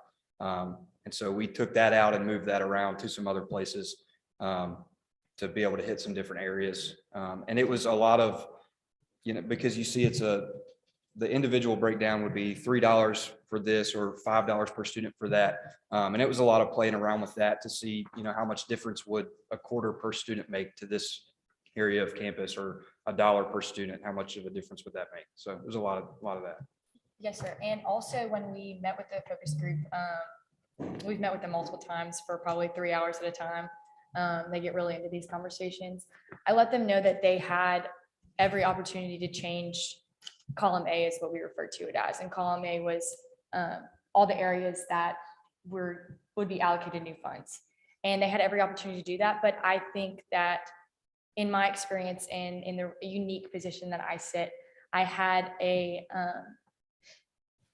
I've got the opportunity to share my perspective with them on what I thought being able to because this position teaches you to step outside of your goals and your wants. And I was able to see the needs of students across campus because it's easy to get excited for revenue to come to our areas. And that's one of the things that I reminded each of the students in the focus group was, even though you're excited about the revenue that could possibly come to your areas and areas that affect people that you're friends with, let's be reminded of the true needs of campus and what would benefit students farther on just than your students right now. I'm excited to see what y'all gonna do with it. We had the privilege of having a former student body president serve with us from UL School, Mr. Ben Rice. And I know that this was something he talked about often in our conversations about doing something like this. So it's very exciting to see that this is actually moving towards that direction of coming into fruition. Dr. Clark. First of all, I really appreciate you being here, always hearing from students. A couple of things that I need some clarification on. When you talk about underrepresented, underserved student funding, what does that mean? Is that scholarships? Is that activities? Is that organizations? How does that work? I think a large part of it is, one of my first steps was to meet with every area head is what I call it. So every person that oversees column A, I wanted to know what they could do with that money. So before we went to the focus group, we could present a rough draft of what that could look like to the students. So they would know that the money is not just going to say that it's going to the label that it's going to, but it actually would it would actually serve the purpose that we told them it was going to. And so one of the unique positions that we have at Louisiana Tech is our Dean of Inclusion Initiatives and Student Success with Ms. Dean Devonia Lovebon. And so Ty and I met with her and asked her, hey, like, what are the possibilities with this? And she kind of looked wide-eyed and bushy-tailed because that it's an opportunity that she hadn't had before. And so during our conversations with the focus group, she was included in those, as well as our Dean, Sam Speed, who's also very passionate about these initiatives. And a lot of the things that they mentioned were programming for our smaller student organizations who are kind of, their hands get tied when they apply to our student organization fund, because our student organization fund allows organizations to go to conferences, and that's awesome, but it doesn't allot them money for travel. It doesn't allot them, it only allots them money for travel. It doesn't allot them money for lodging on a per diem basis or anything like that. Also, we realized the fact that if we're going to increase fees, we don't want to eliminate access to our students. And one of our main goals in our strategic framework is to increase our recruitment of minority students. And so we saw this as an opportunity for these fees to also be allocated towards scholarships to combat the fact that even though we're raising fees, we still want to create access for students that are in a lower socioeconomic status or maybe not have as much help from their parents. So if I'm hearing you correctly, you said that there would be an expectation of some funds for smaller organizations, scholarships for certain students. Do you have a definition for underrepresented and underserved? Who's included? I don't know that we have clearly defined specifically what organizations would be eligible, that's something that we plan on leaning on Dean Lovon for to help guide us there, because there are a lot across campus, and we want to make sure that we have the opportunity to provide the funds to all of them, mostly in the form of grants, possibly some individual scholarships, but mostly in the form of grants to be able to provide it to the organization. Couple of other questions. One, Dr. Clark, on that issue, real quick, Devonia Love Vaughn is here. Would you just stand up so they can recognize you? President Geis created this position 2 years ago, I believe, to elevate this in the conversation around this campus. And so she has been working on a comprehensive plan that's associated with the fees, certainly will inform the use of the fees, but it has been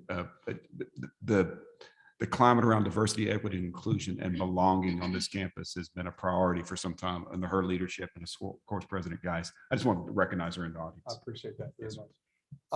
In terms of the percentage or expected division of the total $4 million a year to these areas, mental health services, Greek life, athletics, and so on, have you thought about how that is done, and who will make that decision? Is that part of the actual, when you vote, will you know where the percentages go, or is it just kind of a lump sum thing? So that's something we will probably improve on over time. Again, right now, we've kind of leaned on deans and department heads to help direct us and give us some initial thoughts of how that could be utilized.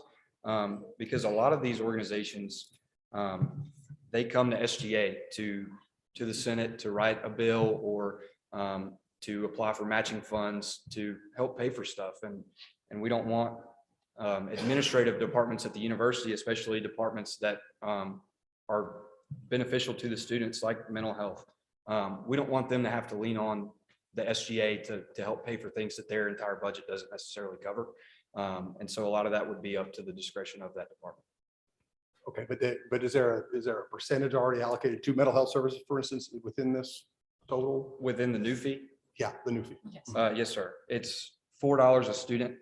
Okay. I don't have the. Oh, good. exact So percentage. each one of these categories Yes, has sir. the dollar amount associated Yes, sir. directly with. Yes, I'm sorry, I didn't see that in That's our little summation. That's good. And finally, I'm just curious, what is the turnout of your elections? How does that typically go? What percentage of students will be voting tax on themselves? Using tax. So we have around 8,000, I'd say, undergraduate students that would be, and our graduate students are eligible to vote. We don't necessarily have a great graduate turnout in our SGA elections. But so in the spring elections, we have 2 elections every year. We have a fall election, which is freshman centers and our homecoming court. And then we have a spring election, which consists of all the class centers, all the college centers, and our SGA executive team, which the focus is majorly on. And I would say, so last year we had the largest turnout we've ever had. We had around 2,300 students vote. And then in the runoff election, we had about 1,800 students vote. So a runoff election having 1,800 students vote, it's a very good turnout. And with this fee proposal, and one of my goals is I intend to increase and more so spread the word, I guess, for lack of a better term, about our elections. And I think that more so than ever, our student body is more engaged with SGA than it ever has been. And so we have a cool opportunity to not only increase our engagement across campus with the fee, but because of the fee. Mr. Davidson, if I may, I just want to commend you two. You've done a lot of work, put a lot of time and effort and thought into this. I think the fact that it's student-led is important. It's just a referendum. Your student body will ultimately have the say. And I can't thank you enough for the presentation you've made. I could not, at my point in your college career, sit there and make a presentation as effective as that. So I'm looking forward to voting for it. And I will make the motion unless somebody beats me to it. So I'll second. Motion from Mr. Stevens, second from Mr. Romero. Any other discussion? All in favor, say aye. Aye. Any opposition? Motion passes. Thank you. Thank y'all. Thank y'all. Didn't need you, Dr. Wood.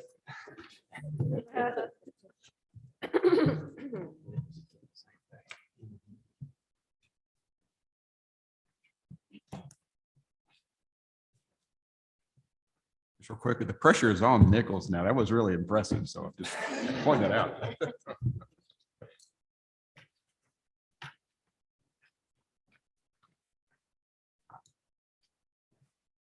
Item 1H, Nichols State University's request for approval to allow for a student referendum for an increase in its student activities fee. Nichols State University Student Government Association proposes a referendum to be placed for a student vote to increase its student activities fee from 4% of total mandatory tuition fees to 5% of total mandatory and tuition fees. Student activity fee is assessed on a per credit hour basis, and at 12 hours, credit hours, mandatory tuition fees would increase from $3,973 to $4,012 or $39 per semester. All students will be assessed the fee except for students with approved alternative fee schedules such as dual enrollment and Nichols Online. The student activities fee would be assessed for the fall, spring, summer semesters. The student election is anticipated to be held spring 2022. And if approved, students will be assessed the fee beginning with the fall 2022 semester.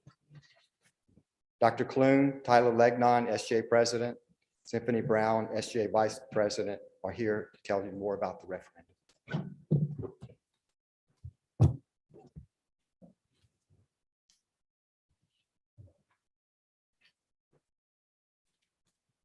Hello, everybody.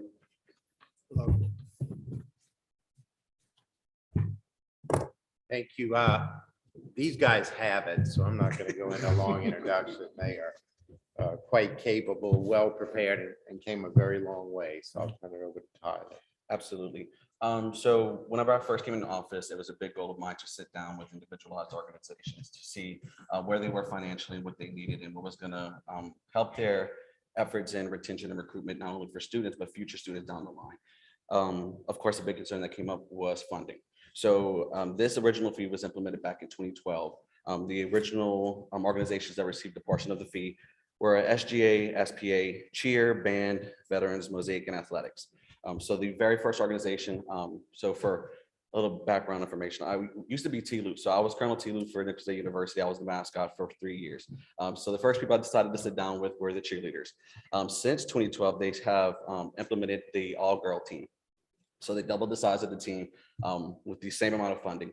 They said that they wanted to make sure that the organization was stable, that the team was going to be one that was worthy of asking for funding later down the line, and has since become one of our most successful teams on as far as Nichols Cheer goes. So they have now decided that they want to compete. In all actuality, they will be going to the national stage of Daytona, Florida this April, because they received a bid at camp to attend that competition. Since they have created these goals, they've held fishing rodeos, they've done other types of fundraisers to raise the money. Overall, this year, they've raised right at $38,000 to assist them in their efforts to go to camp and to go to competition. So whenever I looked at, increasing the amount of funding for them, of course, I wanted to look at everybody else as well. So that led me to SPA, which is our Student Programming Association. They all the time are saying, we don't have the money to bring in big performers to campus, and we really want to give our students that total collegiate experience, the one that they're expecting. It's one thing, whenever we look at our campus community, we are so commuter heavy. So it's, the norm for somebody to come to campus and then go home and not really stay for the activities on campus. But I firmly believe that if we offer them that quality college experience, they're going to want to come to campus and maybe even make the decision to live on campus. If that means we're always offering them something as far as entertainment goes or giveaways, just overall increasing student engagement on campus is super, super important to me. So going further down the line, I noticed that there were new organizations that have popped up on campus that didn't receive funding because it didn't exist back in 2012. So this includes some of our retention-based organizations. So the Colonel Retention of Winners Network, I believe is very, very important, along with Legacy Leaders, which has since popped up on campus as well. No funding being there, but in this new proposal, we're going to be giving them funding to put towards their living learning community or towards scholarships or towards social events to better help them to not only just serve the campus community, but let them introduce themselves and have social gatherings to let them know about what their mission is and what they do on campus. We also have club sports. We have our esports, which is a very, very big thing on campus right now. They had a competition last week where the announcer said that currently esports is probably within the top 20 in the nation. as far as esports team goes. So we're very excited for them, and we want to continue to allow them to have access to funding so they can continue to grow and get bigger and better every single year.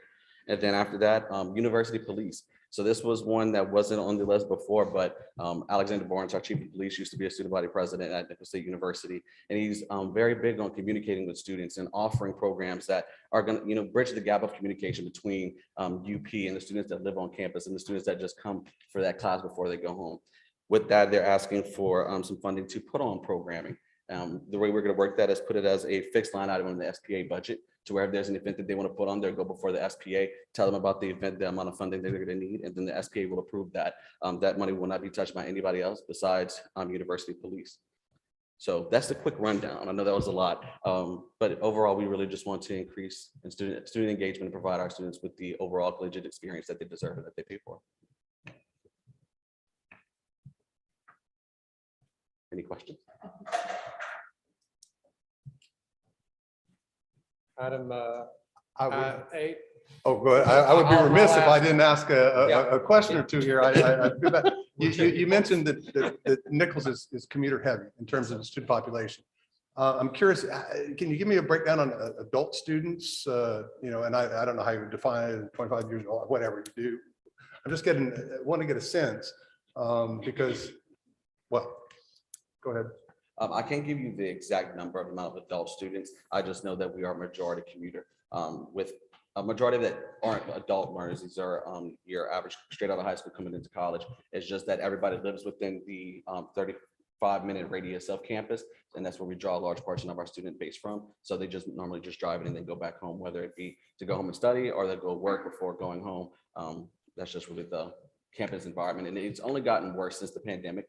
We already had that problem, but people got so used to staying at home and being on their laptops and not staying around for anything because we weren't having them.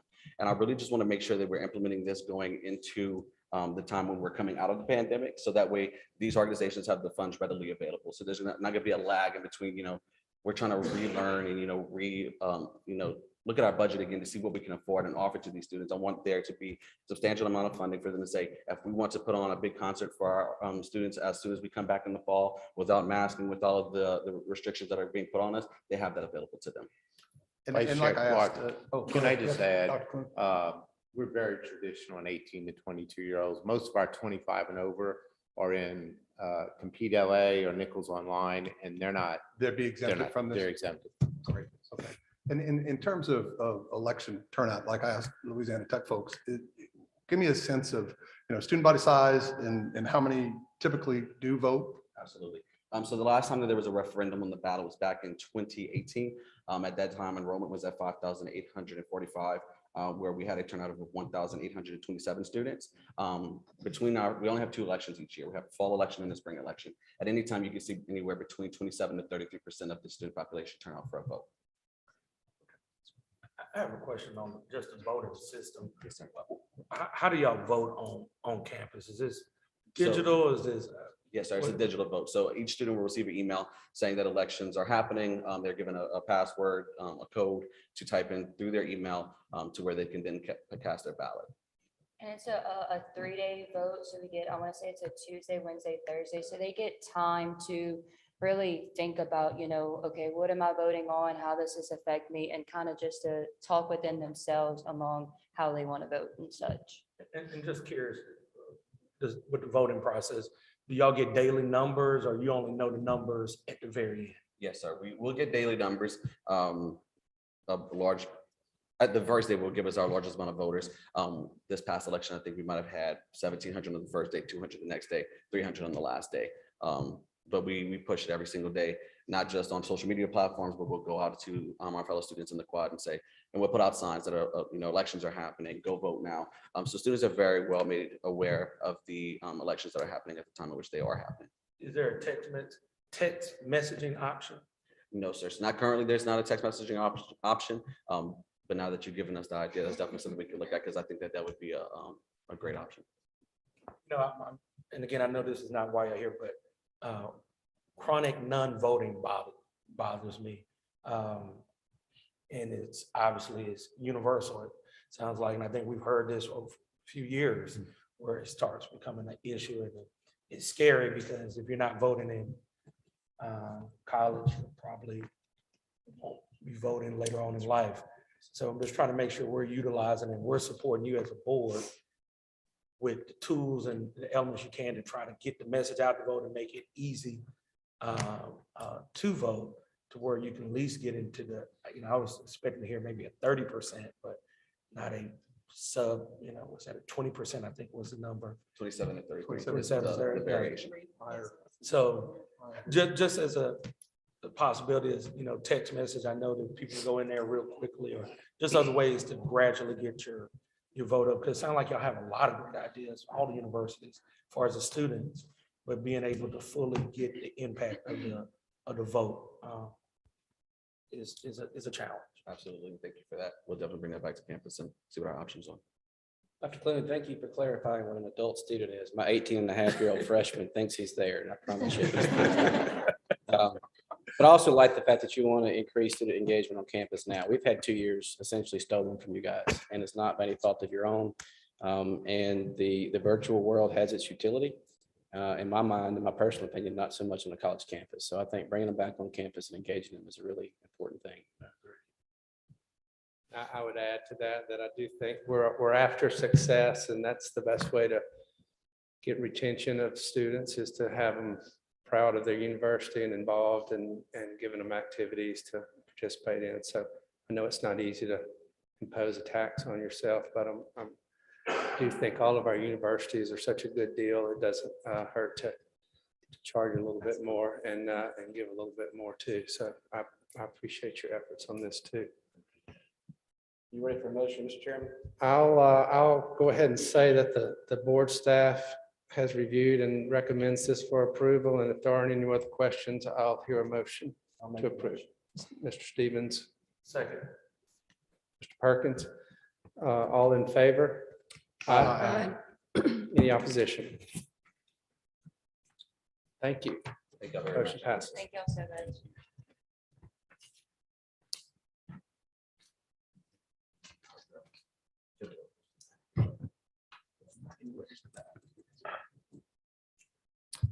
Two more items on. Okay, item I9 is Universal Within a System report on internal and external audit activity for the period of December 6, 2021 through February 13, 2022. Earlier this week, each board member received a listing of internal and external reports completed by various auditors since the last board meeting. I do want to note that the legislative auditor financial report on the University of Louisiana system that included board operations in all campuses for the year ending June 30, 2021 was released on December 29, 21. This is an annual audit of the system's financial operation. I'm pleased to say that the system received a clean opinion from the legislative auditor, and there were no reportable findings relative to internal control or compliance. This is the best opinion an entity can receive, and I want to commend Eddie Mesh, Keisha Neal, and the campus staff who worked tirelessly to achieve this type of opinion. And if you recall, Eddie only started with us in June of 2021 and achieved this feat without a system director, a full-time system director of financial and accounting analysis in place during this time. Well, thank you, Bruce. I just want to make sure that I thank Kathy Lyles, controller at Northwestern, and Ms. Bobby Babin, who was a former director of financial reporting for the board. Without their help, it would have been very, very difficult to meet all the deadlines of producing the report. And so I owe them a great debt of thanks. Just wanted to say that. Would suggest we need to quit stealing their auditors if they keep giving us such good reports. So we'll take action anyway. And also included in that audit summary are internal audits that are currently in progress by the auditors and a follow-up timetable to ensure recommendations made in prior reports are implemented. At this time, I would like to recognize some of our internal audit directors who are here with us today and who do a wonderful job behind the scenes. And normally the board doesn't get a chance to see them. So at this time, if they would stand, and I think they're still here, we have Donna Hilltide from Grambling. we have Robert Grafton, home of Louisiana Tech. And finally, Fernando Cordova. Took me a while to say his last name right. Fernando Cordova, and he's from ULM. And I'm very, very pleased to work with them, and they're the ones that provide all the work that goes into the detailed summary.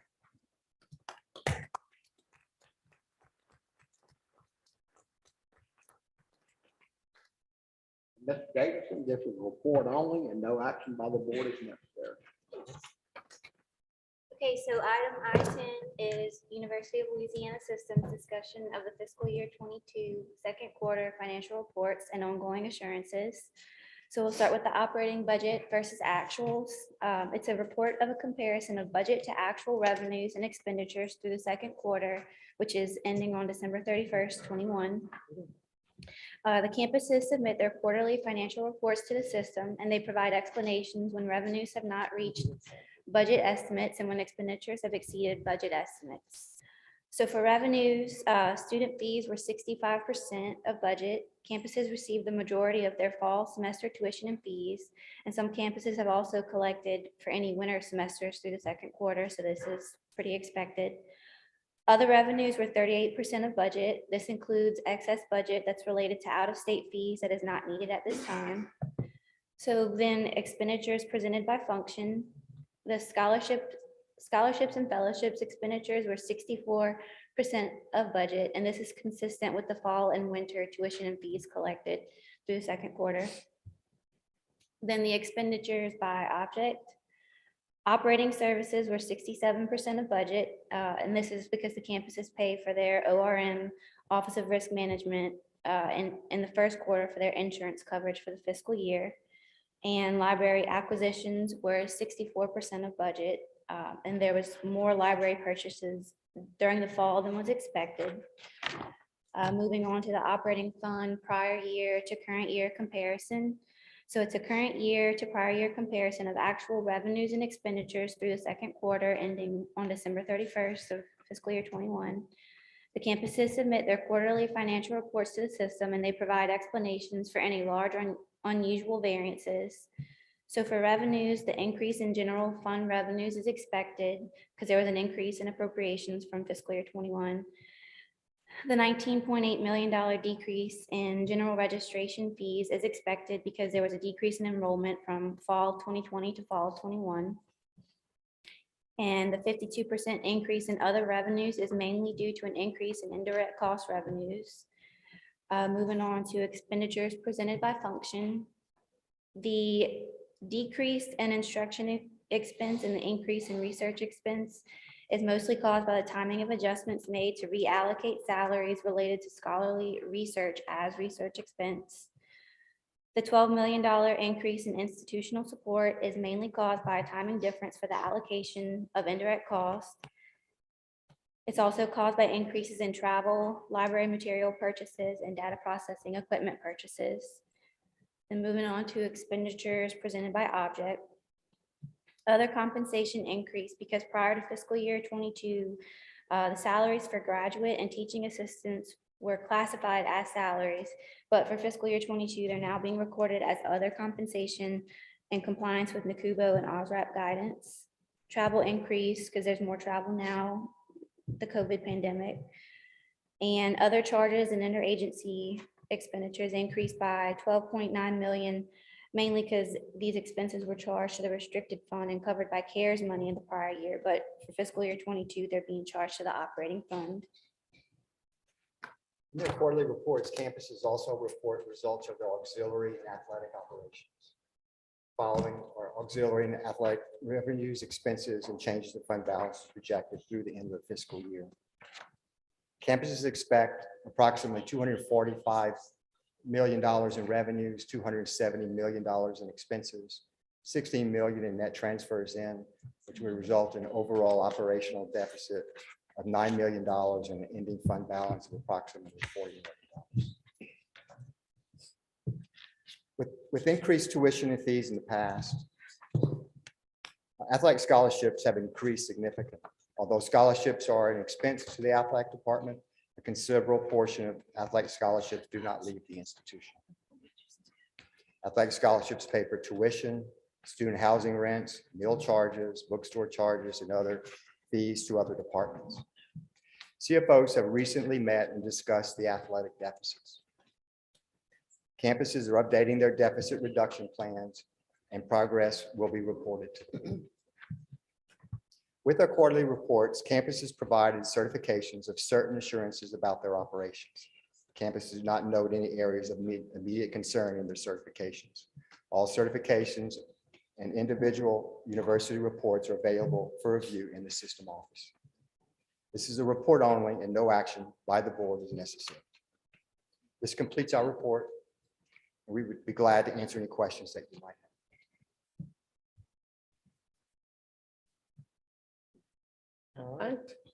I would just ask, like, did we receive this? Because I don't, like, we don't have it right here.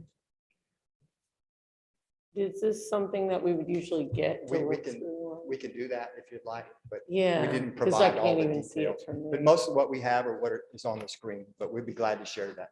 Yeah, we're at a kind of a disadvantage because we can't, well, this particular one I can see, but some of them not so much. So Supervisor Stokes, what we should do is when we do the quarterly reports, send those out with the board materials so you can really review them, Yeah. Several days before the meeting. Yeah. And then formulate questions. I think that'd But be when- helpful. Oh, sure, we could When absolutely. we're in person, it would be really good to have them so you can Exactly. ask questions and note on them, yeah. Yeah, we can make that adjustment. No problem at all. Glad to. All right, any other business? Finance? Not, that'll conclude the finance committee. Do we have a motion to adjourn finance? We just transition. Oh, we don't move. Perfect. All right, thank you, Mr. Davidson. At this time, Mr. Stevens, we begin the legislation committee agenda. Sure, Madam Chair. The regular session of the Louisiana Legislature convenes Monday, March the 14th.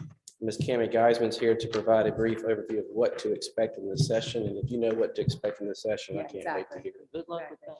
I'm going to make sure this is the slowest committee of the day. So I'm just kidding. I'll get it done quickly. Thank you so much. Sorry, guys. This will be the fastest. Thank you all so much for having me. And it's always exciting to sit in front of y'all and talk about legislative session. Not only get to do this a few times a year. The legislature is currently in session, but of course, talking about redistricting, they're in their final days. They'll wrap Sunday, but today we're going to talk about the regular session, which kicks off March 14th. So we're less than a month away. In January, the governor released his executive budget, which is quite friendly for higher education, dedicates $111 million to the entire state higher education enterprise.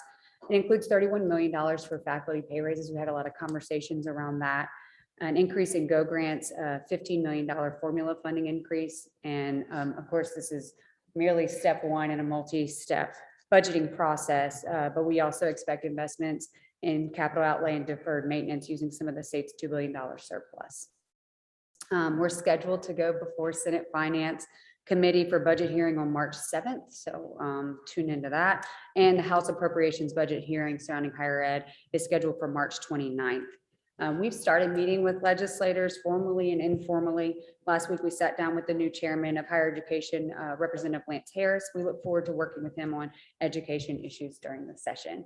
So what we know, bill filing has begun, and we have also been contacted about some bills we can expect this year. And we'll have some that deal with last year's Title IX legislation, potential changes to the state's retirement system. Transcript holds will come up again, adjustment to graduate students' fee structure, and college athletics NIL will likely come up. We also expect some legislation like others have seen throughout the nation dealing with CRT. And of course, I will work with the governmental relations counterparts to track bills and advocate for the best interests of our 9 member institutions. Now, what I really need y'all to key into is April 5th is ULS System Day at the Capitol. We will be back in person. We are very excited about that, so please put it on your calendar.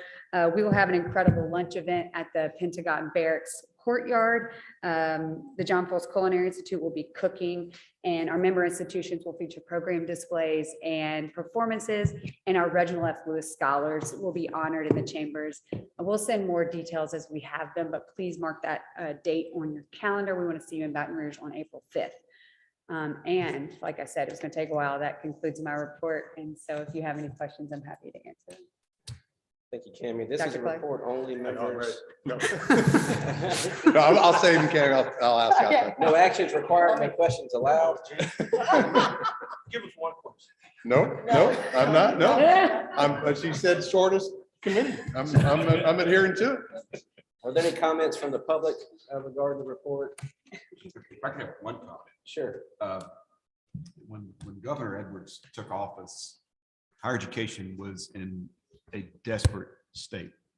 We had gone through 8 years of continual disinvestment, and the cost of higher education was borne by students in an increasing amount. This year marks the most significant proposed investment in higher education since Dr. Clark was in the governor's office. That's how long it's been. It is, our faculty have done the impossible to keep instruction moving forward, to focus on student success. Our administrators have done the impossible. Our students have done the impossible. There's no greater time in Louisiana's history for us to invest at this level and work that is increasingly important. I want to thank Governor Edwards. I want to thank the members of the legislature who have embraced this. And this cuts across party lines, it cuts across ideologies. Everyone that we have talked to realizes the importance of our mission. And I think this is going to be a banner legislative year for not only the system, more importantly for the students and the people that we serve in Louisiana. So thank you. Okay, that concludes the business of the Legislation Committee. Madam Chair. All right, thank you so much, Mr. Stevens. That concludes all of our committees. So at this time, Dr. Henderson, will you please present your report? Thank you, Madam Chair. Members, you were emailed campus and system office personnel actions for review. The staff has reviewed these personnel actions and recommends approval. And Madam Chair, we need a motion and a second to approve. So moved. Second, Mr. Romero, second by Ms. Donahoe. Is there any discussion? All those in favor, say aye. Aye. Any opposed? Okay, that motion carries. Thank you very much. Starting with my report, Tom Hoover, in December, you approved the hiring of Tom to be the systems vice president for information technology. Tom remains the CIO at Louisiana Tech, but is providing service to the system in the form of the Workday implementation at 3 of our institutions and exploring with our CIO directors across the system information technology efficiencies. It's the first time Tom has actually been in person. We had to bring the board meeting to Tech for him to actually attend the meeting. But I'm delighted to introduce him to the board. Tom, please stand and be recognized.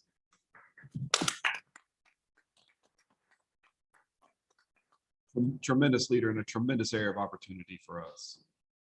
Staying in the technology realm, we could not come to the center of the Interstate 20 cyber corridor without an update on our system's contribution to the cyber industry. Our institution is not only leading our state in cybersecurity efforts, but they've positioned us as a national leader in developing technology and professionals to answer cyber threats from around the globe. Right now in Eastern Europe, we have lots of reports of forces gathering around the border of Ukraine. I will tell you, in my lay opinion, one of the most significant threats is actually one that won't require forces around the border. The forces that are coming in through cyber infrastructure. I am thrilled to introduce Dr. Les Geis, President Rick Gallo, Dr. Craig Spahn to discuss how our system is contributing to addressing this national challenge.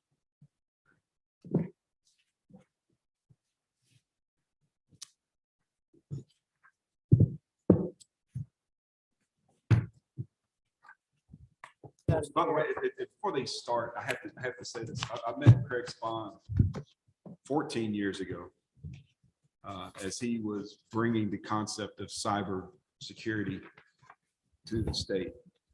I know of no individual who has elevated such a topic of national import, global import, to a level that you have everyone in the state of Louisiana understanding what cyber is, at least at a level, discussing its importance, and certainly his efforts with the Cyber Innovation Center and other operations to elevate education as a critical component of combating cyber threats is worthy of our appreciation. Craig, it's an honor to have you at our meeting. Thank you.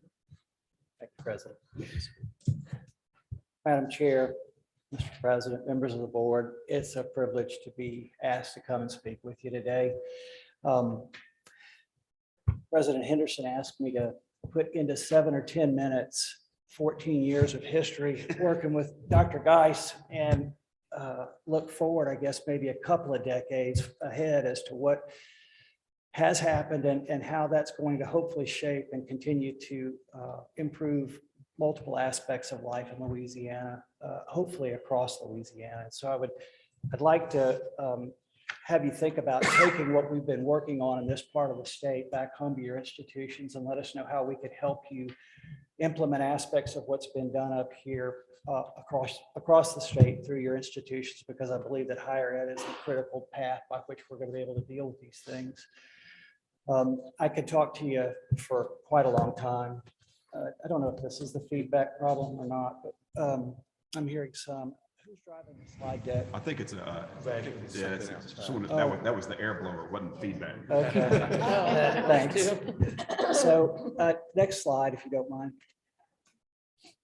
14 years ago, the Metropolitan Planning Commission of Bossier City afforded the Cyber Innovation Center a zoning district overlay that if you look at this, the dashed line is the property line for Barksdale Air Force Base, and the yellow line is the new interchange coming off of I-20 and 220 that will be the new primary entrance into Barksdale Air Force Base.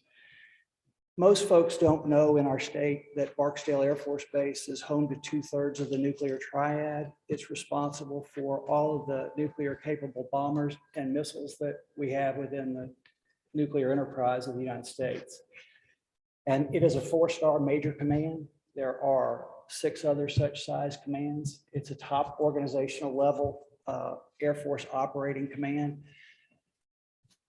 And as a contiguous property holder to that, we expect that the 3,000 acres that was zoned for the development of the research park will continue to grow and develop the way that we have started about doing that. If you look at the slide or the picture on the left, you'll see that Bossier Parish Community College is our neighbor to the west. And you see how much more densely they are able to use real estate than we are. You see how spread out the buildings on the right are. But all of that was a notional image made 14 years ago. The buildings don't look like that, but all of that 64-acre tract is now filled with construction that is going to force us to look for the next piece of property we're going to have to build on. So keep in mind that it's not a very good use of real estate because of the federal laws associated with protecting our Air Force, our military, and our DoD civilian workforce population. So we have to spread everything out. Next slide, please. This is looking back. What we intended to do was just simply transform Northwest Louisiana. What we wanted to do was raise the standard of living and afford a higher quality of life through a concentration of knowledge-based workforce in that part of the state. And we had several events that kind of reset that clock for us. There was a mishandling of some nuclear weapons that changed the course of what Barksdale was going to be in the way of a cyber command in 2007. As opposed to a cyber command, they decided that they wanted to reestablish the Strategic Air Command that had been disbanded in '92. Post-Cold War, they thought we had won and we would dismantle our Strategic Air Command, which was all of the nuclear enterprise under that one command. Because of some of the mishandlings of some of that nuclear capability, they decided to reconstitute the Strategic Air Command, and that's what ended up at Barksdale Air Force Base. But we were $100 million invested into the cyber mission. And that was a $50 million investment by the city and parish of Bossier, matched by the state of Louisiana. And so what I'd like to tell you a little bit about is something I feel in the way of accountability to the investment, and that's the return on this investment. I feel like if we're gonna plow money into the future of our state, I personally take a great deal of accountability on that, and I'm very proud to show you what I think has been a really good return on investment. What you see on the screen in front of you right now is just a little bit of the organizational structure. The Cyber Innovation Center has two primary business lines. Cyber.org is an educational outreach program funded by Homeland Security to the tune of $45 million over the last 9 years. And it is the national standard for cyber education in K-12 education. It's impacted 3.5 million students, 25,000 teachers and growing in all 50 states throughout the country. And the goal of that was to originally take the investment and plow it into our students, because if you looked at the demographic data, you would see that in the 6th and 7th grade, we fail our students. And by the time they get to higher ed, 75% of them needed remedial math to sit for freshman algebra. They were unable to complete freshman algebra in their first year. And that's not Louisiana, that's nationwide. And so what we set about doing was building a curriculum that was application-based and has been extremely well received. But to me, this is the biggest issue facing us from a national security standpoint. If we don't figure this out, we are going to get left behind. And it's fairly evident if you look at what's going on around the world right now that that is occurring. So my hats are off to you guys and the work that you do supporting higher education and building the workforce that we need for the attrition that's taking place in the hard sciences fields. To my way of thinking, that is the economic driver of the nation. If you look at engineering degrees, they're 3% of the workforce, they're 90% of the driving force of economics in this country. I can't see what that is, but I think that's these are just details on some of the aspects of that return on investment. So as of 2020, we've created a little over 2,000 permanent positions in the technology sector. If you look at that just in the parish of Bossier Parish, that's 148 million in annual household earnings. And to give that some perspective, that rivals the size and the amount of the medical sector in Bossier. It eclipses the oil and gas sector. It's larger than manufacturing and durable goods, finance, insurance. And that was the goal at the onset, was to create a diversification within our state, within our economy, that took some of the cyclical nature of those sectors that we as a state were dependent upon and have less cyclical sector growth and activity so that we could have a more stable tax base and enjoy greater, budgeting and planning normalcy. So to a large extent, what we set about doing, I think we can point to the fact has occurred. And these were done by Dr. Lauren Scott. This is not me telling you what I would like you to believe. This is us having someone come in and take a look at what we've done so far. I've mentioned the cyber.org activity, and the other aspect of what was on the slide a minute ago was what we do in support of Air Force Global Strike Command and other DoD customers. Like I mentioned with Barksdale Air Force Base, most people don't really know what they do. And that's kind of the way it is at the Cyber Innovation Center and the things that we do in support or with Louisiana Tech, with Grambling State. We do things quietly, as you should within that space. But I think folks, at least in our part of the state, recognize that it's all goodness, that it's a valuable contribution to what's going on the national security level. So the next information that's on this slide has to do with a little bit more information with respect to how that is contributing to the region.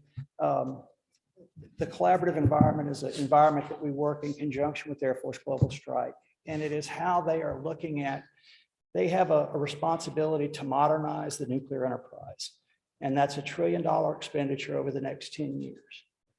And we are in the midst of the initial stages of that modernization process. The new ICBMs are called Ground-Based Strategic Deterrence. That program's underway. The new bombers, the B-21s, are currently underway. We should field the first one of those in the coming year. And so you're seeing a lot of that. But what I will tell you is that, just as a side note, the acquisition process that plagues the Department of Defense is one of the greatest weapons that our adversaries have against us, because we are so slow because of the acquisition cycle times to be able to field technology, and they don't have any of those encumbrances. So just bother your congressional members with that issue. This speaks to a lot of the investment that has been made. Our federal delegation has been very kind in providing support to Global Strike that has allowed higher education to contribute at a classified level to the modernization efforts of the nuclear enterprise. And we're going to get to a slide in just a minute about some of the necessary infrastructure. But as it relates to how we did some of these things, the Air Force Research Lab had been bemoaning the centers of academic excellence as academic mediocrity. And they felt that there were no contributing higher ed institutions making cyber warriors. And Dr. Kamal Jabbour was the chief scientist at Air Force Research Labs. And we put him in touch with Louisiana Tech, and he helped formulate and craft the first cyber engineering degree in the country at Louisiana Tech. It's still one of 3 cyber engineering degree programs in the country. We're going to show you in a minute how the growth in that field has been within the university. And I'd like you to know that additionally, over the course of time, we have recruited what was then Computer Science Corporation, is now General Dynamics Information Technology. We recruited them, and with a $116 million incentive package that was put together between the state and the local government, and worked from Louisiana Tech significantly to bring 800 jobs to Northwest Louisiana. And the job count for that company right now is just over 1,400 and continuing to grow. They're bringing some of their customers to our part of the state to show them how the workforce is responding in support of the highly in-demand positions that they can't fill anywhere else in the country.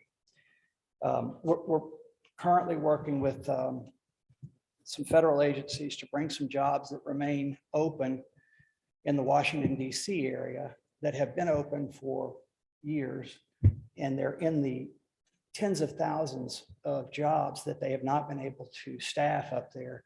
And we have a track record for being able to do exactly that. And what we've done is build a workforce development machine specific to cyber that is, now that we've hit about the 1,400 mark with General Dynamics, I need to create, with your help, an additional demand signal for the employment of these students. We have got to create the demand for the people that we're producing. Otherwise, we're just doing a great service to our neighboring states. And we've all lived through that for quite a long period of time. I would like to say that the work that was done at the Cyber Innovation Center was focused at reversing the outward migration of all of our technical skills. And if you think about that from a Darwinian perspective, if we keep sending all of our best and brightest to Texas and other parts of the country, that's not going to bode well for us over the course of the future. And so we absolutely have to figure out how to keep these kids in our state, because those are the kind of folks that really improve the quality of life in the communities that they live in. They have good wages, and they demand better schools, and they demand better infrastructure, and they bring the capability with which to provide those things. So that was the original going out, mission set for Cyber Innovation Center. I don't know if y'all have these slides. They're available on the corner of the desk up there, but there's a lot more specifics about what's been done at Louisiana Tech. We've got certification programs for education students at Tech right now in cyber. We're working on several certifications. We also have some certifications that are provided, and a lot of students in this field, I would say that they're not necessarily students. If they are, they're non-traditional students. Certifications are a big thing. I'm sure you guys are painfully aware of the fact that certifications are kind of competing now with higher education from a workforce perspective, because a lot of these kids are doing a lot of self-teaching on the internet. They can learn to program code and work these issues And the way that they demonstrate that is through a certification. And a lot of the employers recognize those certifications very highly. So we've taken it upon ourselves to also bring the certification component into the degree development so that as the students graduate from Grambling and Louisiana Tech, part of the curriculum is going to afford them the ability to go and sit for those certifications effectively as well. Yes. We've set up all kinds of application-based learning environments for the students.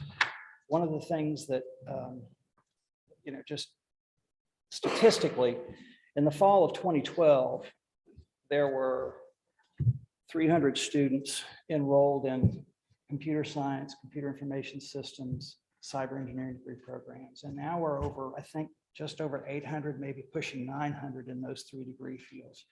And we've been consuming them locally. But if you go look at General Dynamics, there's an obvious path from Louisiana Tech and soon to be Grambling State to that employment organization, to General Dynamics IT. So I'd like to just point out the fact that with the demand, we can continue to fill these jobs. And literally, we have changed the demographic of the economy in Northwest Louisiana just in 10 years. This has all happened. And it's all been because we've been able to focus efforts through higher education to make a delivery of this workforce available. One of the things that we're doing also is working to build the necessary infrastructure. If you're going to work in a classified space, working from home is not an option. You have to work within a specially constructed facility that has specially available circuits, communications paths, specific equipment. It's a highly dedicated infrastructure environment that you're forced to work in. And what we've been building in Bossier is that kind of capacity.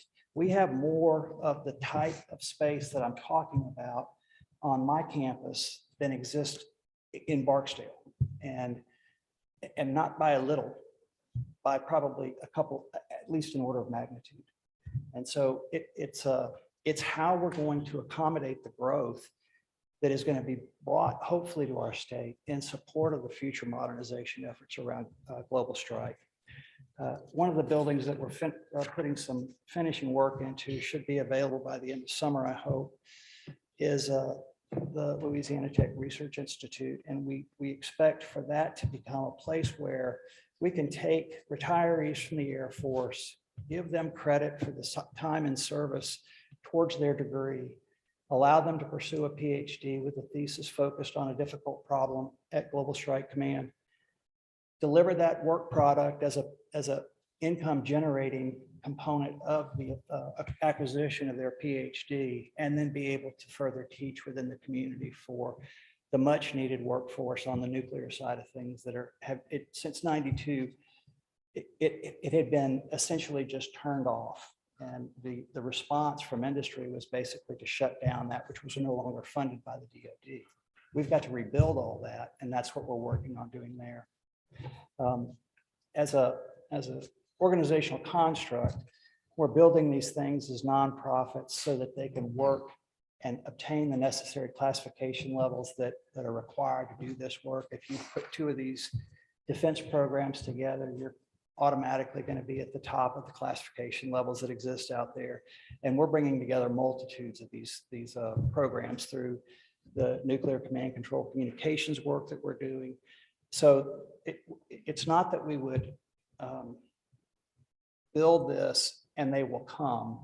It's if we don't build this, there's no way for us to accommodate this work. I wanted to speak just a minute, if I could, about the work that's being done at Grambling State. Some of what we had seen in terms of what was done in the feeder schools to Louisiana Tech, NSA has now allowed us to have a grant to work within feeder schools for Grambling State to serve as a pathway for those students to go into the new cybersecurity program that was developed 3 years ago, President Gallo. And so what we hope to see is a growth much like what we've experienced with Louisiana Tech in terms of workforce production and employment within the area, occur now with Grambling. But Homeland Security has taken the pilot that we're doing with Grambling and they've extended it to 9 other HBCUs. And so, you know, in a more altruistic model, we want to see the underserved, the lesser seen cyber workforce component be brought into today's need, because it's not just a matter of being the right thing to do, it's a necessary thing for us to do. We have to afford these opportunities. So there's a tremendous amount of work going on at Grambling. I applaud the development of the work that they're doing with IBM, with Amazon Web Services. I think y'all got an exclusive arrangement with them, or a first ever arrangement with Amazon. The cloud technology development work is pretty amazing, and they're focused on that. I just look forward to the continued growth of what's been started on the I-20 corridor. And I will tell you that the Cyber Innovation Center wouldn't be a Cyber Innovation Center without the backstop of higher education. We are not resource rich. I don't have the capacity, and I depend on higher ed to provide the technical skills at the professorial level that's necessary to deliver on the kinds of problems that are facing the nation today. And so to that end, I would like to extend an invitation to all universities to participate in responding to what we have in the way of needs for these national security problems. I turn it over to my friends now. Comments or questions? Well, first, thank you, Craig, for your incredible work, your expertise, and lending it to us and to President Geis and to President Gallo for your work in developing world-class programming. You know, the Air Force is going to invest $1 trillion over the next 10 years in the cyber infrastructure and the nuclear command. All of that's going to require talent. And that's just the military sector. Every sector of the economy is now connected. And it's the work of Louisiana Tech and Grambling State and all of our universities adding their own expertise to this. That's going to prepare the workforce that allows us to deliver on that. I just wanted to have an opportunity to highlight the importance of this, and certainly to thank both of you for your leadership in this round. It's been great. Correct. Thank you again. Thank you for your time. Yes, sir. And President Geis, before you get up though, I know most of the members of the board are avid NASCAR racing fans. And you know, without me telling you, that this is the weekend of the Great American Race. And I thought you might have an announcement that you would like to make associated with, as I know you're a huge fan of restrictor plate racing at Daytona. I am now a huge NASCAR fan. That's developed in the last 48 hours. And thank you, Dr. Anderson. One of our alums, John Cohen, owner of New York Racing, has really just blessed us with a Grambling themed NASCAR vehicle, the Chevy Camaro. And of course, Dr. Henderson knows a lot more about the intricacies of this car and who built it and the engine and all of that. I'll just say it looks really cool, and looking forward to seeing it traveling 200 miles an hour around Daytona on this weekend. And again, just very grateful for this opportunity to spread our brand into what has been a pretty underrepresented area for HBCUs. So yeah, we're excited. So folks, that is the car right there at Daytona International Speedway. And Daytona has an odd way of qualifying. So they'll have twin races tonight that will set the field. You have charter teams, you have 36 charter teams in NASCAR that get slots. But then there are 4 other slots that will go to non-charter teams. In New York Racing is a non-charter team. So they have to actually race this car tonight into the field. But to do that, they had Richard Childress Racing build the car. And if you don't know who RCR is, that's who Dale Earnhardt Sr. drove for. You might have heard of Dale Earnhardt Sr. They had Rick Hendrick Motorsports build the engine.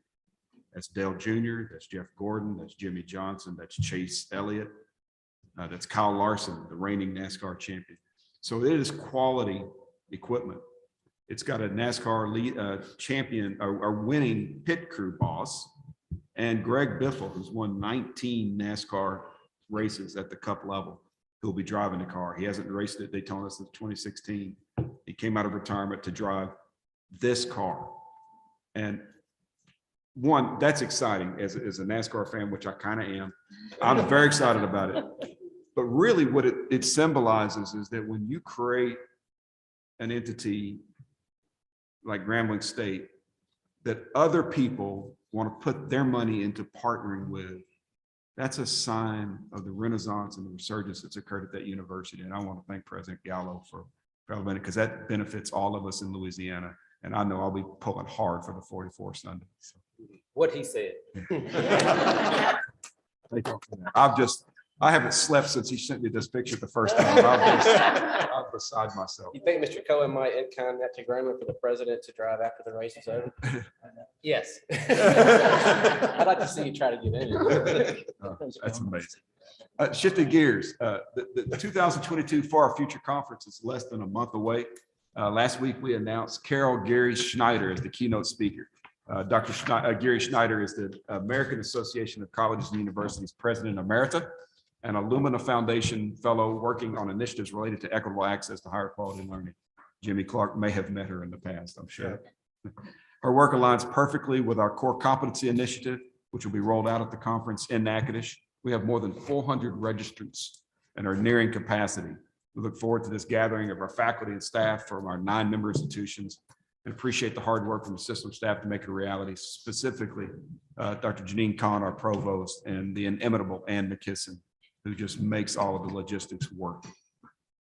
Associated with the conference is a new initiative that I'm really proud of, even though I have absolutely no role in it. I just get to watch this magnificent team put this together. This is the future of academia. It's an effort to recruit, retain, and cultivate the next generation of faculty and staff leaders. The first event will be the pre-conference fair at Northwestern State, where system graduate students from all 9 of our universities will have the opportunity to meet with university leadership, explore faculty and staff positions available throughout the system.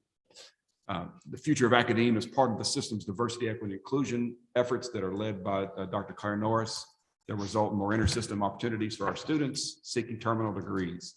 Participants will enjoy networking and a panel discussion that will cover subjects surrounding preparedness for university careers. This is just another extraordinary step, and I'm thrilled to death. Some of you may have seen news about the MLK exhibit. The Reginald F. Lewis Scholars Program is wrapping up a month-long MLK Junior exhibit that traveled throughout the state. This week, UL Lafayette is hosting the final stop. In its first day, the exhibit lured more than 250 high school students. They came to UL Lafayette women's basketball team, visited. They came to the campus to see this stunning display. It's been another transformational experience for our scholars who have spoken and provided entertainment at the various opening receptions. And one of our scholars even produced a piece of art that has toured the state with the exhibit that was unveiled here at Louisiana Tech. We appreciate the partnership with Raising Cane's and Todd Graves and the opportunity for our scholars to grow experientially. The tour has garnered statewide media coverage, and it's been very helpful in supporting the work of the scholars. All of you have in your packets the first copies of the 2021 Compete Louisiana Annual Report. Thankful to State Printing for giving us a quick run for the board members. This year's report features several student stories, stats from the past year, and highlights our corporate partnership program. I'm very excited that the Compete Louisiana leads from all the campuses gathered in Baton Rouge earlier this month for a conversation about bringing this program to scale, the expectation of thousands of students who will be enrolled by this fall. I told them that the number was 5,000, and I thought that was anemic. They flinched, but just for a second. These are folks that thrive on breaking barriers, and Katie Dawson has done an exceptional job of leading this, and the entire leadership team at our system been involved. I have the Title IX update for you. I'm going to ask Dr. soon-to-be, in just a couple of months, Dr. Calais to come to the table. We continue to make strides in the area of Title IX and power-based violence. Dr. Calais will provide us with soon-to-be Dr. Calais with an update on that and a couple of other upcoming initiatives. Erin. Sure. Thank you, Dr. Henderson, and thank you, Chair Pierre and board members for having me.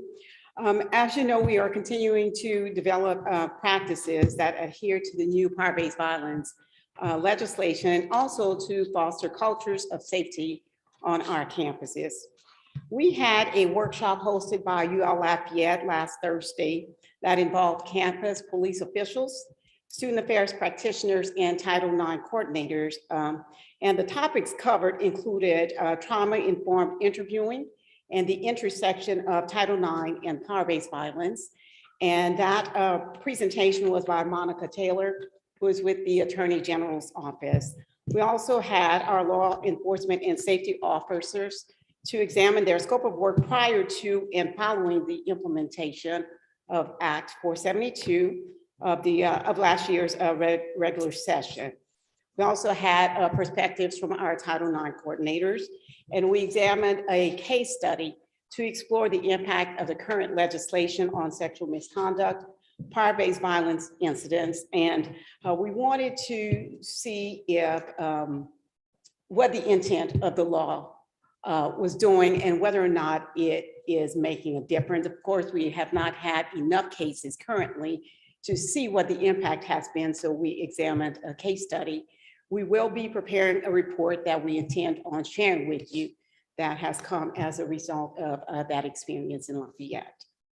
It was a productive workshop, and as I said, we will share the report once it has been prepared. This will be the first of many workshops. We are trying to be proactive and not reactive, right? Of course, with the past legislation, a lot of us had knee-jerk reactions, and we wanted to make sure that we did what the legislators were asking of us. But most importantly, we want to make sure that our students are experiencing the proper response when they have reports of sexual misconduct or power-based violence issues. We will be having a couple of sessions at the upcoming conference. One will be beyond Title IX. We want to examine what we will do to go beyond just complying with the law. And the second session will be going beyond sexual misconduct, because as many of you know, Title IX does not involve only sexual misconduct. It involves athletics, it involves gender inequities, it involves student pregnancy, so on and so forth. So we will be providing, again, a session at the upcoming conference, so we hope you all participate. Another thing that we plan on having, and this is not Title IX, so I'm moving on, unless anybody has any questions. Oh, okay. So we will have a virtual college fair on March 26th, and this is what one of our external partners, 100 Black Men, and it will involve all 9 of our campuses. Their recruiters will be there. We will also have someone from LASPA to talk to the mentees of the 100 Black Men. And we had this experience last year. It was well received by the mentees, and they are excited about another opportunity to come. We actually have 2 students who received scholarships who are currently enrolled. I think the one is at UL Lafayette and the other is at Grambling State University. Both are enjoying their experiences. And so they will also participate in the upcoming event and provide testimonies for the mentees. Another activity that we have coming up is our academic summit, and that will be on April 7th and 8th. And the academic summit, as you all know, it brings students together from all over the state to share their success, inspire each other, and collaborate. This event focuses on student excellence and allows them to appreciate faculty mentors. So through this year's focus, we want to encourage faculty and students who are participating in organized mentorship programs to continue and grow their efforts. So we are excited that this year's focus will be on mentorship. I will send you all a calendar invite to these events, and hopefully you will be able to participate. And that concludes my report. Erica, thank you very much. Erica mentioned 100 Black Men in January. Several of us were able to attend the gala, 100 Black Men Gala, that through his generosity, Supervisor Perkins has engaged us. He's developed that relationship with 100 Black Men. Of course, he is an august member of that group, but we were able to join them for their gala where they recognized the UL system for our partnership. I was actually tremendously honored to receive an award on behalf of Robin Roberts from Good Morning America, who was honored. And I was there by default because John Crane, who is the president of her alma mater, was not. But I took a full advantage of it. But it was great to honor her. And we were joined with Caleb Franklin and Caleb Smith, our two UL Lafayette RF Lewis scholars. And so thank you, Mr. Perkins, for helping us with that relationship. It's been great. COVID-19. This week, we updated our COVID-19 guidance on masking to allow our institutions flexibility as cases in Louisiana have reduced significantly since the start of the semester. This aligns with movements across the United States, both by states and municipalities and institutions. Of course, there are local factors that need to be taken into place, and that's where we are right now with the virus, thankfully, because we have seen a tremendous downturn in Omicron virus. Just for folks, for you to know, since December 13th, when the Omicron variant became predominant in Louisiana, we have confirmed more than 450,000 cases. Significant spike, but as quickly as it rose, it has gone back down. We have to be diligent because the pandemic is not over. We do hope to move into an endemic phase soon, but until that time, we're going to continue to follow the best guidance from federal and state health officials. I have to acknowledge the incredible accessibility and advice given, or it's not incredible advice, it's very credible advice from Dr. Joe Cantor, our state public health official. He is remarkably accessible and I appreciate him greatly. We do want to remind individuals that to protect yourselves, wearing masks indoors, especially N95 and KN95, in addition to being vaccinated and boosted, is your best way to reduce the risk of COVID-19. We'll continue to educate, to share information, and to respond as the conditions allow. I want to thank President Geis for opening his campus to us again. Thank you very much. Your team is always remarkable. Your students are always impressive. And the last item is to wish an extraordinarily happy birthday to Caitlin Wilkerson.